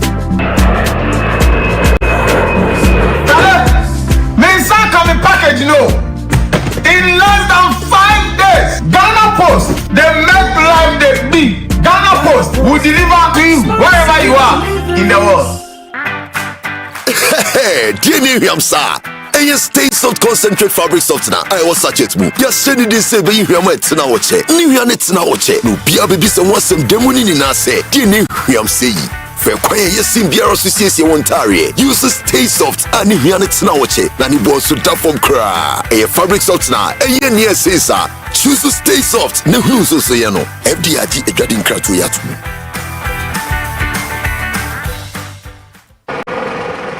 So what goes into building quality structures? I mean, literally, what goes into it? Wujaf, you don't want to be sitting here somewhere worrying whether or not you did a really good job. It'd be very simple equation. If there's no diamond cement in the mix, massa, forget it. Don't start cry. Menye, diamond cement has been providing builders, block makers, and construction companies that peace of mind for years. Diamond cement is 42.5R grade cement. Unbeatable quality made right here in Ghana. And because we have your pocket in mind, we provide 32.5R grade so that everybody getting on. No long talk, Jack. If there's no diamond cement in the mix, don't start. Locate Diamond Cement Ghana Limited nationwide with factories in Aflao, Takrade, and Buipe, or call 0244-313-368 or 0540-111-978 or 0202-021-175. Diamond Cement, still as hard as a diamond. Love brewed in the valley.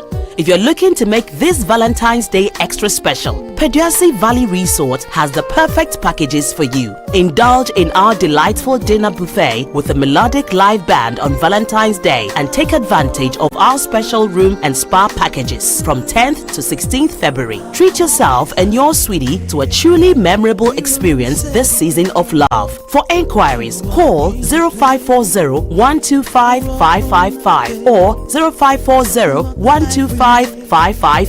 Paduasi Valley Resort. Live life. High school sweethearts, baby. You know, even then I knew it just. Join the conversation on the Citi Breakfast Show on Facebook at facebook.com/Citi97.3, Twitter at twitter.com/Citi973, and Instagram at instagram.com/Citi973 with the hashtag CitiCBS.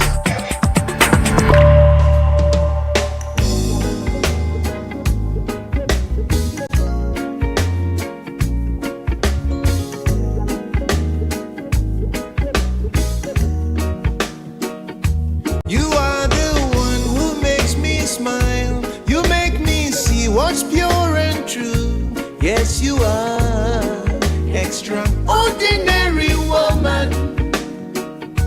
You are the one who brings me joy to cast my every lingering doubt that you are extraordinary. So it's 13 after 9. Bernard, I got it right this time. It's not 9 after 13. Now I forgive you because I now realize you understand where you've moved a lot. It's a long journey. But we have friends joining us from Central University. My very good friend Evans Edu Jemfi is the Corporate Affairs and Public Relations Directorate. I didn't know this. Congratulations, man. Good to see you, Evans. And then Dr. Eunice Edu Dako, you are Senior Lecturer, Central Business School. Correct. You are the Director of the Center for Distance and Professional Education as well.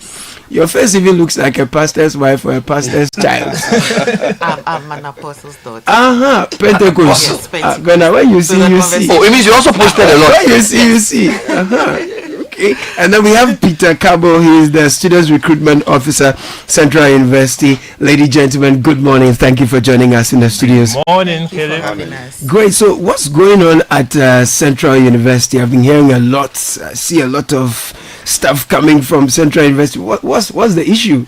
There's a lot happening at Central University, CU for short. Yeah. And you've been running some of our LPMs, you've been running our jingles, but we said today we want to come and add our voices to the conversation because we are at a very important period in our journey. This is the admission season. We are recruiting students to come and have the best of training at Central University. And just before we came on air, we were talking about some of the products CU has produced, and we are glad to mention that one of your own, Omar Sanda, just passed out last November. He was at the graduation, and I saw him personally, interacted and congratulated him. And it's exciting to know that he's already made his way to the law school, and very soon he'll be wearing, the wig. So not just him, we also, if you look at the industry proper, you see that we have CU footprint all over. Not long ago, I think a couple of months over a year, you be rededicated or commissioned or relaunched the Kwame Nkrumah Memorial Park project, and the lead architect for that project, which Bernard, the young man, the 29-year-old young man, Kofi Menfi, is from our School of Architecture. Currently, the general manager for Zipline, Maulia Temo, is also from our School of Pharmacy. Right. So we really Safo says I should mention her name because she also went to see you. Very well. I went to Central. Yeah, I didn't know this. Okay, no, we didn't know. Yeah. So we actually have CU staff right here. So that's why we are back to recruit more students and then retrain them. Now you've done this for 2 decades, right? You've been around 2 decades. How long has Central? Are you the first private university? You don't want to go into that controversy. Technically, it's Valley View. Okay. Okay.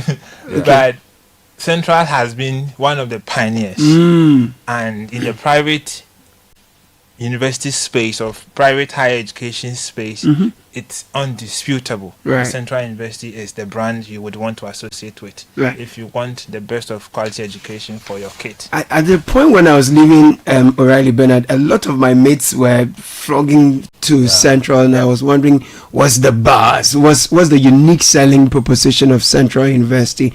What would you say as a lecturer? What differentiates your experience from other universities in Ghana that makes you the university of choice? Well, in addition to academic excellence, which is guaranteed when you come to Central University, we have our core values, which we seek to imbibe in our learners. And we do this through our Vision and Life center. So we roll out programs that enhance your values in terms of integrity, in terms of your excellence, and then of course we are a Christian university, so faith, integrity, excellence, right. Absolutely. And then all these combined leads to Central bringing out transformational leaders in society. How is your campus looking?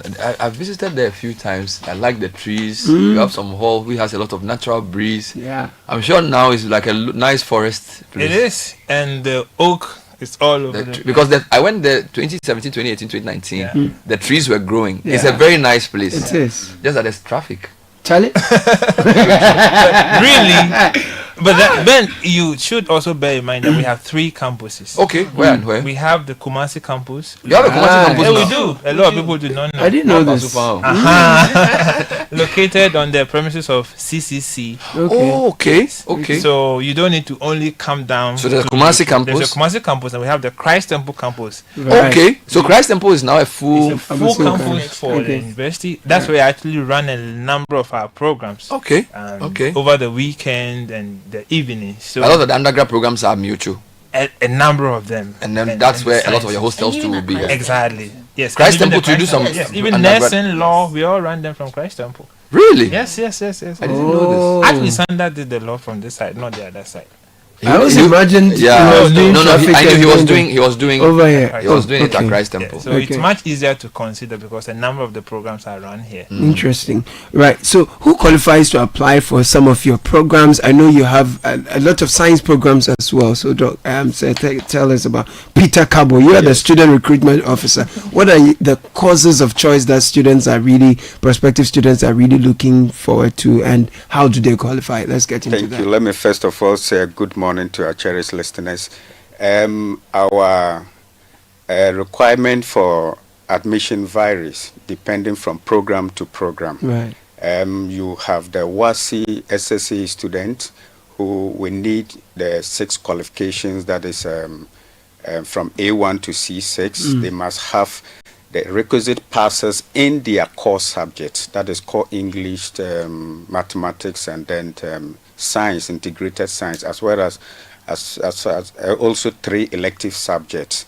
So once you have that, you are qualified by national accreditation standards. And then also we have the SSC student, also the same thing from A1 to A to D. You qualify, and that they have the ordinary. We also have the ordinary level and then the advanced level. And so the ordinary level, at least 5 passes, and then the advanced passes, level 3 passes, and then you are good to go. We also have the diploma programs, the diploma entrance. They come to level 2 or 300, and with that, it's based on your SSC and then your diploma certificate, or your WASI with a diploma certificate, and that one is assessed at the department based on the course content you've offered for whichever program. You are either promoted to level 200 or 300. Right. And apart from that, those who did not do well in their WASI results and are sitting home, they also have hope. We include all, and so we have an accredited degree program, and that is the award for training and higher education. We call it the HAD degree program. We encourage them to roll on that. It's a 6-month to 8-month program, and once they qualify, they are able to join them onto the mainstream. Okay, that's an interesting one. At various levels. Depending on the level you come into, you are able to join level 200 or 300, and then level 100 as well. Bernard, there's an exciting thing they are doing for pastors' children. Pastors, alumni, and just tell me about ICGC pastors and pastors' children. Yes. Just when I was getting excited, tell me more about that. The scholarships. Can I help with that? We have special discount for ICGC members. Okay. And then ICGC pastors and ICGC pastors' children. Okay. Reason being that CU is a product of ICGC. Certainly. And then we are not done. We also have special discount for all CU alumni. Okay. So if you did your first degree and you want to do your masters, we have a 10% discount for you. What about alumni children? Your alumni kids have not grown to the level of uni yet. No, because as a matter of fact, a number of our alumni, when we did collect data, we're surprised to know we even have about 2-3% who are on retirement. They came as growies. Yes. Remember, when the university started, a number of people who signed up, who joined us, were people who were already working. Wow. So we have some of our alumni who actually have children It would be nice to see where your first group of 98, 99 entrants who probably finished in 2002. Yeah. It would be good to see where some of them are. One of them is, well, not one, but she also was close to that group, 2000, the registrar. The registrar, Yeah, the current registrar was in that first group. Yes. The first. Wow. The initial years. Oh, wow. Yeah. Wow. The first alumni to become management member of the university. That is amazing. That is amazing. First female. Imagine if I'd gone to Central. You know, I finished SS in 98. So if I had gained admission in 99, I would have been part of the second batch. And you have had I would have been sitting here talking about, but my kids are not at university level yet. But your team is offering on-spot admissions at West Hills Mall, Palace Mall. How does that process work? What documents should prospective students come along with? When is it happening, by the way? Yeah. In fact, we've started. It's a month-long program. We are in the third week now. Wow! And we are at the West Hills Mall because we want to, and Palace Mall because we want to position ourselves close to the city area where our prospective applicant can easily reach to us. As we said earlier, the traveling all the way to the traffic on our belt is actually not friendly. So that's why we are there. For students who come to us, what we expect from them is the requisite qualifications. And so once you are coming to the West Hills Mall and you want an instant admission, you come along with your certificate, and of course we assess them. If you qualify, instantly within 5 minutes you have your admission letter. Wow. Let me just add to that. Recently we heard in the news that how do I put it, one of the universities had generated an eligibility app, and we said, well, this is something we've been doing about 3-4 years ago. In fact, it was developed by one of our IT students who is currently working with the university. And just to add to what Peter was saying, the app makes it such that you come to the spot with your resource slip, you enter your grade, and immediately all courses that you're eligible to apply for at CU, you get it. Let me give you a classical example. I heard Charles earlier talking about stories. I'm a storyteller too. And one story we talk about our app here is somebody reached out wanting to read an IT program and didn't even know that we have law. We're offering law, and use the eligibility app and realize that, in addition to the IT program, which is qualified for, he could take some law. Immediately decided to switch, and today he's already reading the program and is excited about it. Interesting. So that's something you also need to take advantage of. Just go onto the website and check what courses you are eligible to apply, and then bingo, you'll be done. Let's wrap up, right? Time is up. So why choose Central University? What sets you apart from the others, and why should we choose you for your academic and professional developments? You take this. Yes. Okay, great. CU offers you the opportunity to be grounded academically whilst you're also nurturing your faith, as we earlier mentioned. But beyond that, we also have what you need to be able to become the best that you need for not just your career but national development. It is important that as an institution we contribute our voices to issues of the state, and that's how come, for example, we've established the Center for Policy and Advocacy to enhance what we are doing beyond the classroom. But we also have a very competitive fee schedule that if you want any of our programs, you realize that, perhaps that's why we need to do this. Okay. Can I just add that, sorry, before Peter comes in, just a minute. We have a very viable and robust postgraduate, section, a graduate school, the School of Graduate Studies and Research. We have the people, and our learners have a flexible learning environment. We have a 60-40 blended learning approach. So we have online learning 40% of the time, and then 60% of the time. So if you're a worker and you want to join us, it's easier. And then we have different sessions, morning session, that's our regular session. We have evening sessions, and then we have weekend. And then our program, we have over 35 undergraduate programs and Close to almost 30 postgraduate programs, Eunice, ranging across Evans, years. and Peter, thank you. I thought I could add. When I was asking you, you were confused. Now the ideas are overcoming. We look forward to seeing you. I will see you. I will see you. But thank you, Peter. Thank you, Eunice and Evans. It's been nice talking to you. Our friends from Central University.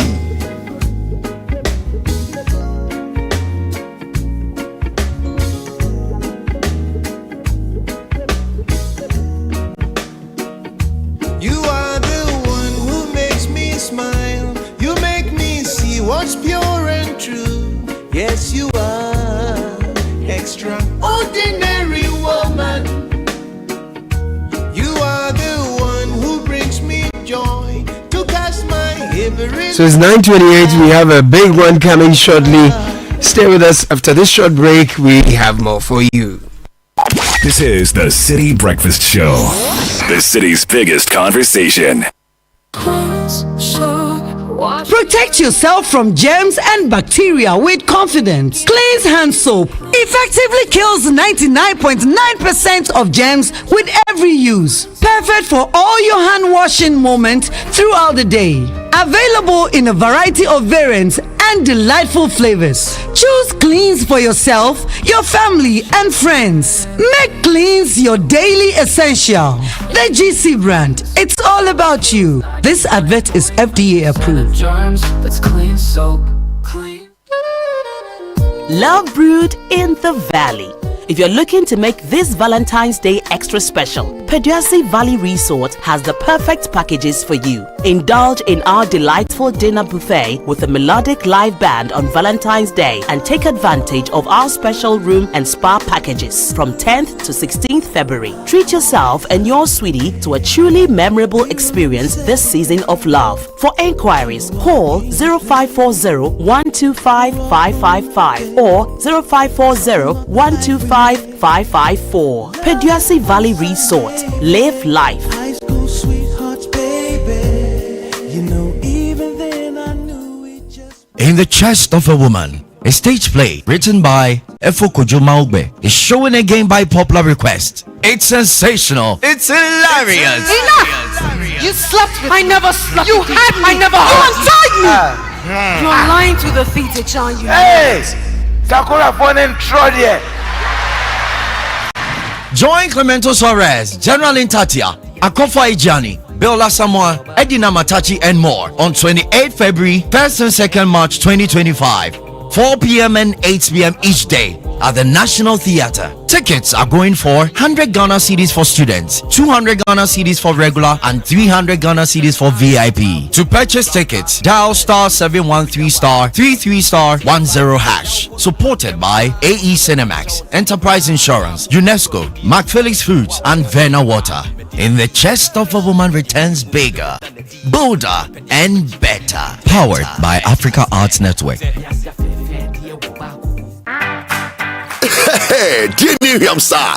And you stay soft concentrate fabric softener. I was such it move. You're sending this say, but you hear my tina watch it. New Yanet now watch it. No, be a baby, someone some demoni in us say. Dear Miriam, say.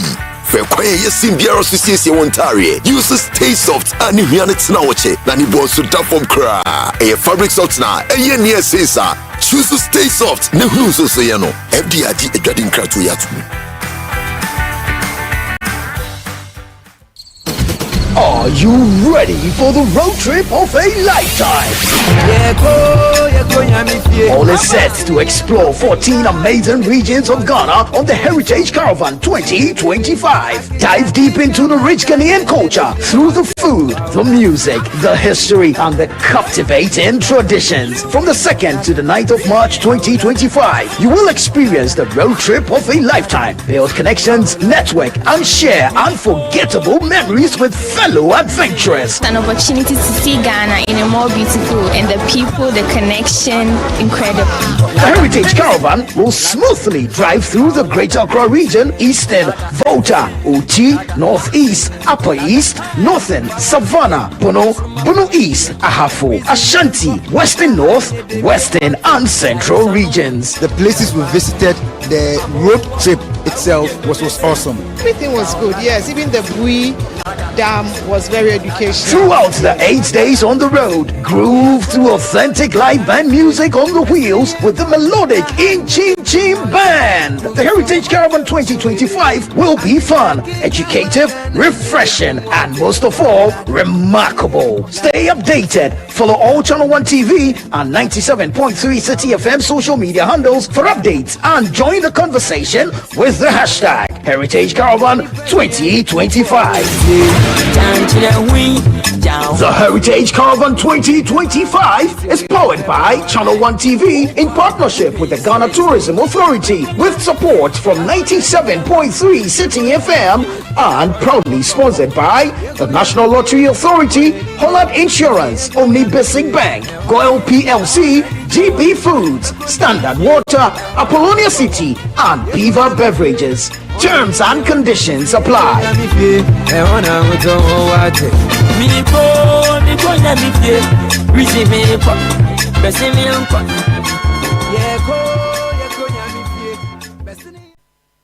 This is the Citi Breakfast Show, the city's biggest conversation.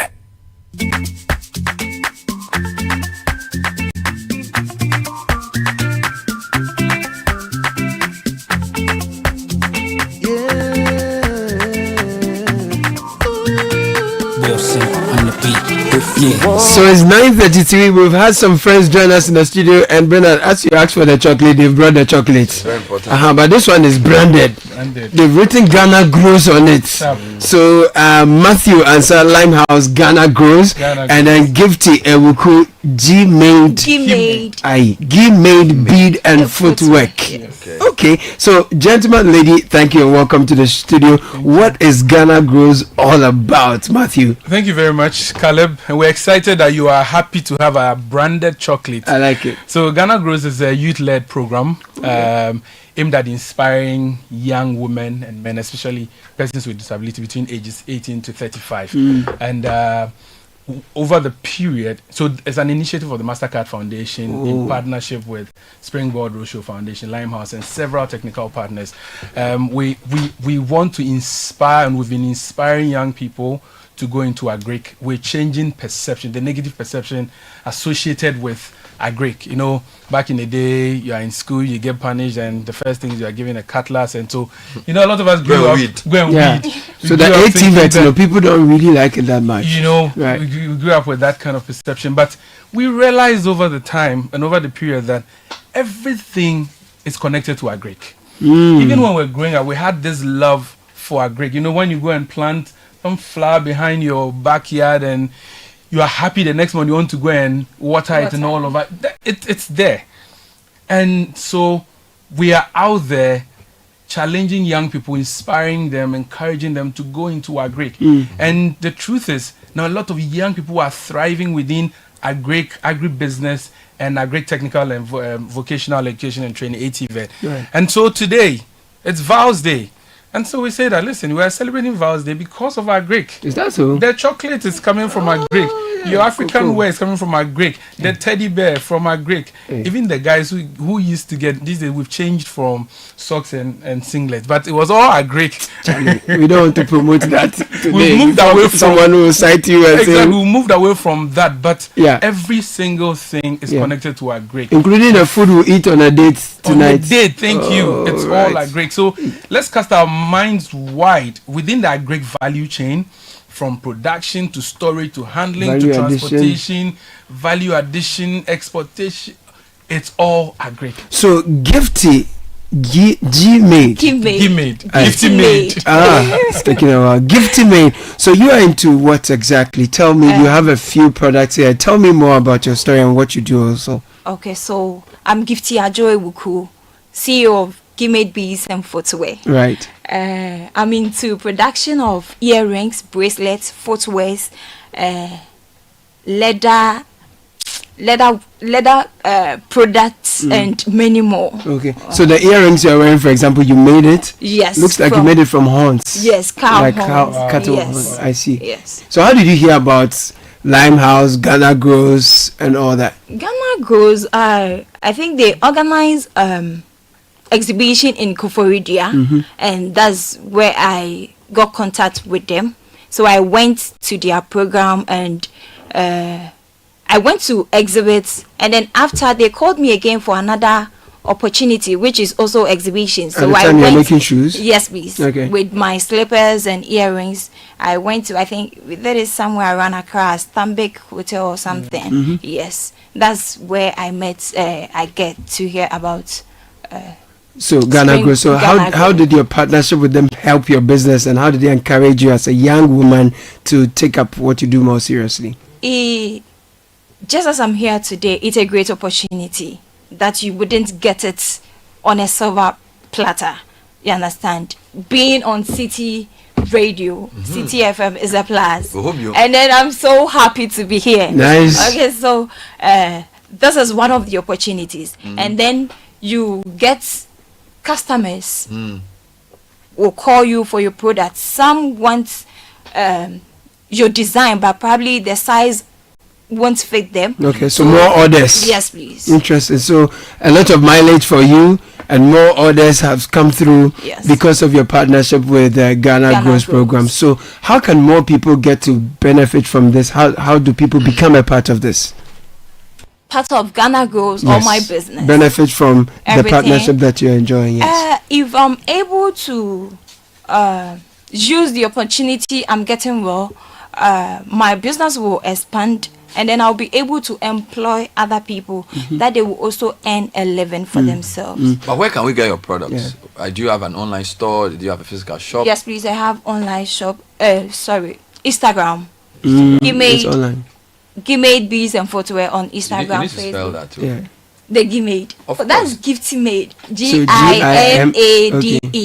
Yeet and Footwear. So if we come on Gimade, we'll see a design. Is it there's any color? How will we know it's you? My logo is there. Wonderful. So yes. And you see, what are the things you produce? Earrings made from some from coconut shell, some from cow horns, bead bracelets, beaded bags. There's a plenty things. Leather slippers, a lot. And do you sort of deliver? Or people have to come physically to your shop? Oh, I do delivery. You do delivery just this one, I'm taking it to somewhere around. Just say you're delivering what you brought here. So you put the products in a set. So like the shoe, the wallet, the bracelet, so people can buy gift sets. Gift sets, yes. I see. Wonderful. So Matthew, what kind of training do you take them through? Is it just to link them to markets? What's the objective? Do you just highlight their work? How do you help these people? Okay, so there are several interventions under the program. So for example, we have community activations. We are working within 48 districts across the country. And in some places we go, we mobilize young people, we provide on the ground hands-on training. So somebody can come and train us on bead making, poultry farming and the like. We go into the community, and depending on the predominant trade or vocation, we find an expert to train them. There's also high school next level tour where we go into senior high schools. We need to catch them young while they're growing. So we get there, we inspire them, we connect those who are already innovating within that great value chain to the right people, to the right resource. Just like she said, she had an opportunity to exhibit, and here we are. I'm sure she gets a lot of requests and demands. There are those who want access to maybe somebody with operating within a tech space. Maybe the person needs something related to irrigation technology. We draw those lines of connection, market linkages here and there. We help people with guides, mentors, people who can train them. There are some people who need even some guidance on compliance. So they have to be registered with Standards Authority, Food and Drugs Authority. Once you call, we have a call center. We have a short code. Once you get connected to us, whatever your need is, we're able to direct you to where you can go.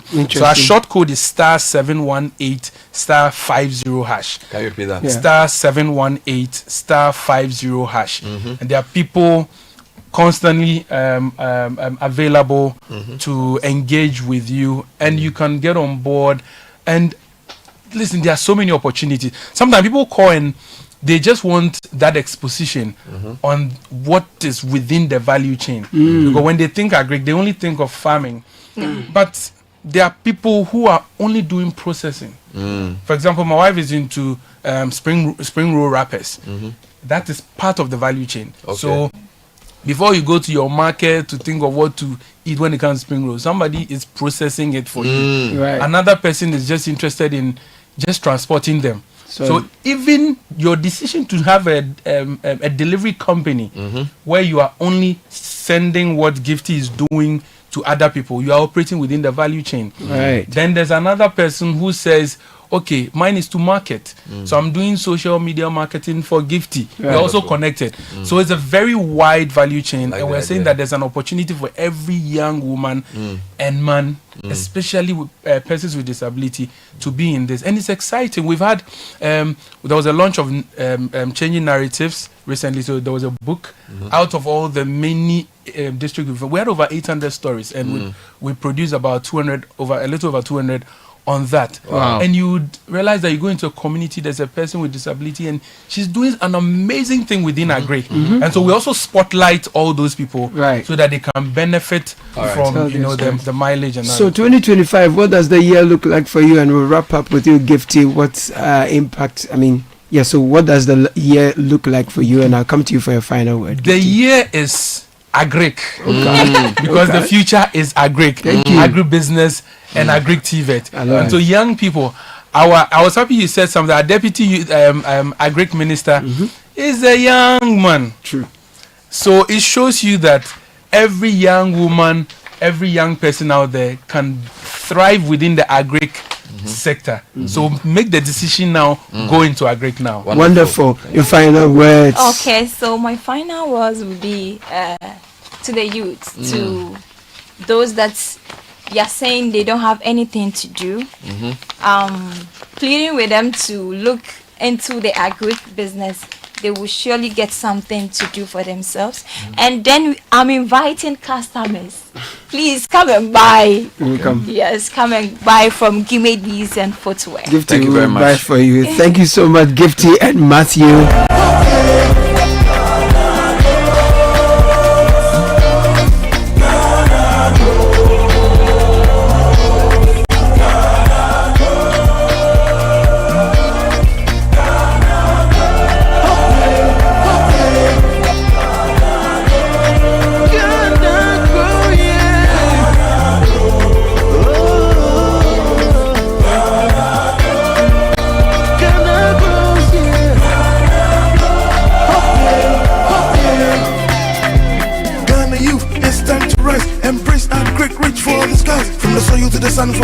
This is the Citi Breakfast Show, the city's biggest conversation.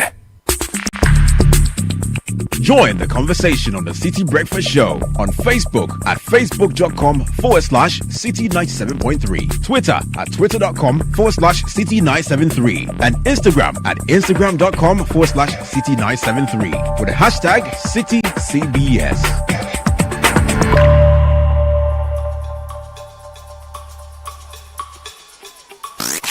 Unleashing the power of relevant radio.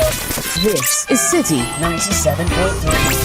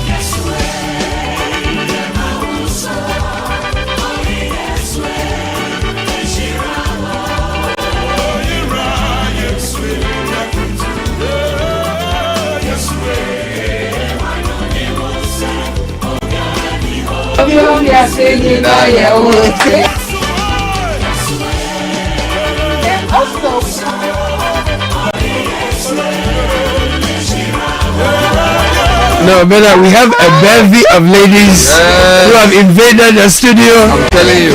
Man, so when the song got to Yesue Yakutuno, they were going down. They were going down. Because they said they're actor November. Action Kuti. Oh, man. Only got the worry. Yeah, man. They are in their numbers. And the studio is looking colorful this morning. And they brought a box too. They brought. They know how to. They were well trained. Thank you very much. No, some people came empty-handed. No, let me say, some people came empty-handed. You know what's up, you know. So, by the way, if you're wondering, so we have friends from Holy Child. Yes, please. The year 2000 group. Okay. So they finished Holy Child in the year 2000. 2000. Why 2K? 25 years ago. The year the world was supposed to end. And they are led by who's the leader of the group? Nanekuya Beme. Okay. AKA Akito. That's what I call her. So I interviewed Nanekuya on Business Edition many years ago. Oh. She has a firm called Archnexus. Archzenus. So she's the designer architect. Whose office children? Architect Gaga. That's what I remember. That's what I remember. Wow. Same architect. So she's the president. So can you introduce your mates who are here with you? Yes. So today we are here. I'm Nanekuya Beme, president. Yes. We have Maureen Okwe. Okay. Yes, she's with finance. Okay. There's Yasewa. Yasewa is my neighbor. Yes, your neighbor. Yes. We have Daniela Dachi. She's also with finance. Okay. We have Fundraising Rhoda over there. And Ogana. Majuel Masope. Wow. Ogana 1. So these are the 2000-year group. 2000. Holy Child. You entered Holy Child in which year then? 1998. 1998. Yes. That was when I was in Form 3. You need to rub that. Yes, so you need to know that. So basically, these are Form 1 girls. While you're the senior. When you were in Form 3. The only difference I wasn't in Cape Coast. Yeah. I was at Presec. But it's good to see you guys. Cape Connect. But it's moved quickly. So you left school 25 years ago. 25 years ago. But you don't look old too. No. They say that about millennium 80s kids. Do you have photos of your Form 1? Do you remember how you looked in Form 1? Yes, we do. Most of us were slim. I would really like to see. I always ask people what's your story about the school you entered. So Presec was the school all my brothers went to. Okay. My dad went to Bishop Herman, then my first brother went to Presec for lower 6, and everybody followed. Wow. So I don't know, was Holy Child always the school for you? Was it the best school? Let me start one or two of you. So Presido. Yes, Holy Child wasn't always the school for me. Okay. But my mother had always insisted I would attend a Catholic school, and I wasn't even Catholic. Oh my God. Wow. And yes, and I mean it has been like a foundation for a lot of things in my life. It's one of the best times of my life. 3 years at Holy Child. Absolutely. These people are sisters. Wow. Sisters for life. Sisters for life. Yes. So you guys did different courses? Yes, different houses, but when you see the person, you've seen a sister. So neighbor, what course did you do? I did social sciences. Did they do that in Holy Child? What we do? So that would be economics, maths or French, and geography. So you're an art student? No, general arts. social science. What kind of language? You did general arts. Social science. So you did what? Geography, maths? Yes. No, I did French. I did math. Tell it, general arts. Yeah. So me, I did general arts, but you call it social science. You either do languages or social sciences. Okay, let's listen to this. So you call it social sciences. Yes. And then we have the languages. Yes. So there will be the literature, the French, and the history. Is GS aware of this? Yeah. Well, that's why GS has social sciences. Geography, maths. Yes. Geography, French. And you did what? Visual arts. Oh, so architecture. As your roots to architecture. So, indeed. Visual arts. What about business people? I'm sure they are raising the funds. They are raising the funds. Amazing. Did you do science? Did you have science students too? We had science we students. did. Okay. That's unfortunate. The time they couldn't come. Because in my school, there were science dominated in terms of the number of classes. So your school was how? So it depends. Some years you will have 2 science classes, but our year we had 1 science class and 2 social sciences. Then you are not very many. No. That's why we are sisters. We are for a year ago. We were just 600 the time we were in school. 600. The entire school. And so when you meet a Hobson, it's a sisterhood. So wait, the 2000-year group, you are like 200. Yeah, we are 200, just around 200. Your mates in Presec were like 700. You see, that's why you don't have the brother. Oh my God. All right, so brothers are also married to Presecans. oh, yes, I have a few. I have a few Holy Child Presec, but it's not a very common combination. Is it St. Augustine's? That's our brother's school. That's our brother's school. In fact, let me tell you something interesting. Yeah. The year they won the NSMQ, yes. On their way to school, they stopped in Holy Child Correct. No, they are correct. to present the award. Correct. No, that's correct. No. I believe that. No, that's respect. You mean they made a stop? They made a stop. The boys have been trying to do something. They were not getting, so they did a chance for Ghana. Yes, very important. Indeed. O'Reilly doesn't care about this.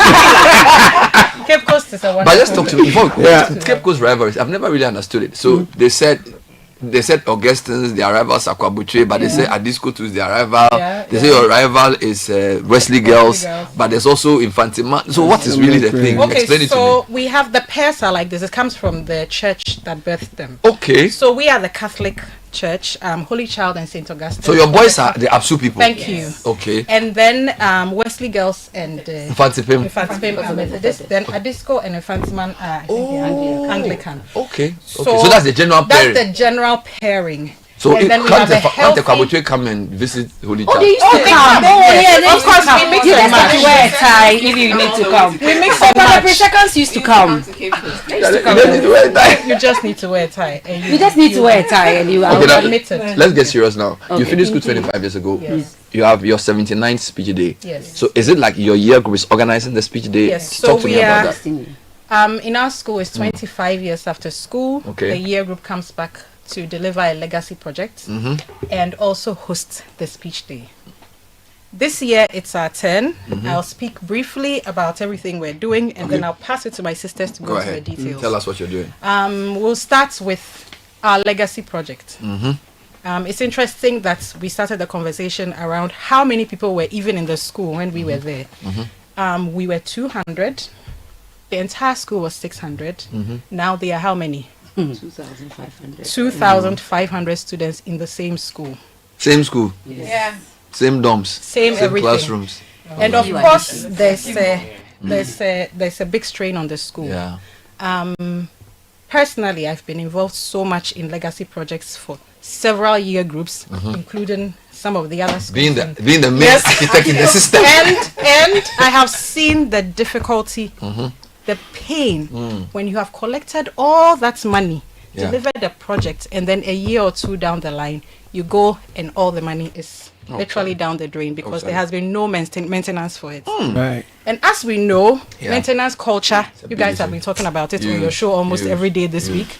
Maintenance culture is a problem. So on this day that we are calling our Legacy of Love Day, because today is also Valentine's Day, we want to stress what it means to give back to our alma mater. We are giving back an endowment fund. We are putting together a seed for an endowment fund for the maintenance of the school's infrastructure. Basically, this maintenance fund we are calling the Millennium Maintenance Fund. There's a whole policy arrangement around it to keep it in perpetuity. In perpetuity, we have the experts here, and the whole idea is that we beginning the millennium, we ended one millennium and we are starting the next millennium. We are laying the foundation for our younger sisters, so that if they should come next year, next 2 years, next 20 years, whatever they can dream of building for Holy Child, they know that there's. Thank you very much. There's an arrangement to ensure that thing. So who's going to put money in this endowment fund? Should I pass that to you? No, you're on the roll. All right, sure. So we've raised our own. We tasked ourselves to contribute something. We've done active fundraising since we launched in March last year, and we trended quite a bit. So you may have seen some green emerald things happening. And since then, there's been several activities that have brought in funds. We are almost at our target. Our fund target is 2 million for the fund, 2 million Ghana cedis. And by God's grace, we are almost there. 2 million. Yes, 2 million Ghana cedis for the seed fund. Then the rest can add. Thank you. Every year group can contribute. Very good. And every year group, so what's going to happen is when they make their contribution for their project, they will be required to put a portion down. That makes a lot of sense. Into the fund, and so that their project will be maintained. I like the idea because a lot of times schools just want to do project. Thank you. But nobody thinks of how to finance it. Very good. So this is what's. This has a lot to do with your bankers and the finance. Yes. And maintenance will always be a capital expense, whether we like it or not. And so that's why a lot of properties now, whether you like it or not, you will put something down for the maintenance of it. So what's happening over the weekend? Tell us. Is it a homecoming? When is the speech day? So our speech day is actually on the 8th of March. Okay, so it's not. We're not there yet. We're just about 2 or 3 weeks away. Okay. But today we are launching our media drive. Interesting. Oh, and you chose the right show to come on. Yes. And they came well prepared. With love, yes. I love it. We chose today, and let me say, before I hand it to the speech day itself, the organization, just know that our group boasts of 4 wonderful events planners, professional events planners, and one of our patrons. If you've heard of Jandel. Oh, okay. Thank you, who is a Hobson as well. So you... Yes. So you people know the everywhere. Heavyweights. But we have just 2 minutes, so we have to talk fast. Neighbor. So the speech, what's happening? Talk to us about that. That would be my job. But the fundraising, one of the reasons we are here is we are calling all of sons. We are calling everybody who climbed the Angel's Hill. Okay. If you ever chased the girl there. If you are a privileged husband. Our husbands are called privileged husbands. I like that. If you are from any family that has more than one person attending Holy Child, this is your time to give back to the Holy Child Jesus. Okay. Please donate to our fund. And the fund is not just sitting with us. We have a very solid board of trustees that are managing this fund, and we have a very good fund firm that we have selected.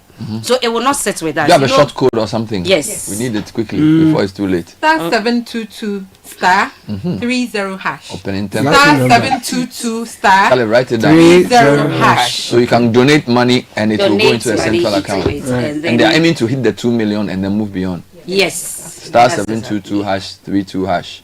So 30#. So this is a very, very important move you're making. I think other schools should learn from it.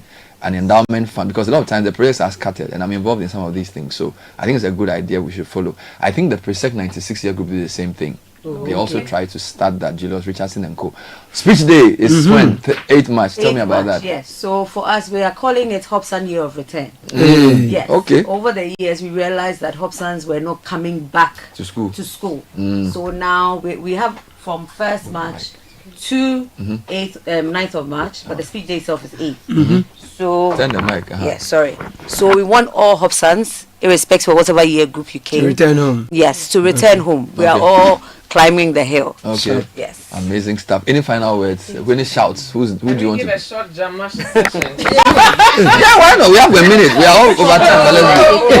Let's go. The Jama is ready.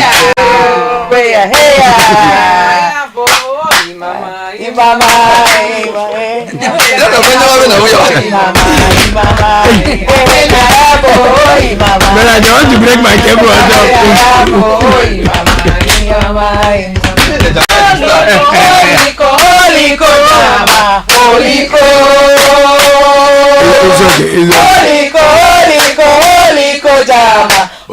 Because of the chocolate they brought.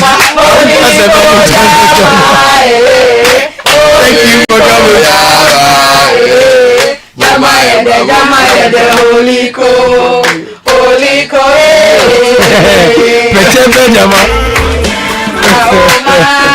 Wow. Thank you. Thank you. Your money has finished.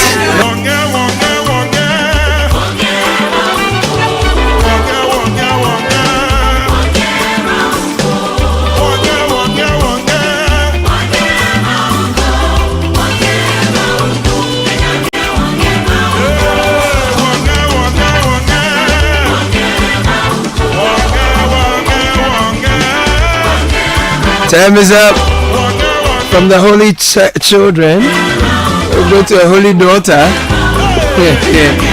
Zoe, Only child to follow. They brought the chocolate. Bernard has taken it. Let me follow him before I finish. Tell us Coming up in the news, Clocksack declares nationwide strike over appointment of birth and death registrar, and cholera vaccination begins today. Details. The Civil and Local Government Staff Association, Ghana, Clocksack, has announced a nationwide strike in response to the appointment of Samuel Adumbotre as the Registrar of Birth and Death Registry. In a press release, the Executive Secretary of Clocksack, Isaac Bampoado, stated that the National Executive Council made this decision after a meeting on February 11 to address concerns about the appointment of politically exposed persons in the civil service and local governments. Samuel Adumbotre, however, assumed office as the Registrar of Births and Deaths on February 12, 2025, for which reason Clocksack has decided to declare a nationwide strike starting on Thursday, February 20, 2025. Now, the Ministry of Energy has assured the public that the $379 million debt owed Car Powership, operator of the Abuaze Power Barge, will not lead to power cuts. Car Powership has threatened to suspend electricity supply unless the arrears are settled. However, Energy Minister John Jinapo has engaged the company on a repayment plan. Speaking to City News, the ministry's public relations officer Isaac Ejekwachi assured that the government is taking steps to prevent any disruption. The view that if we are able to introduce efficiency in the system,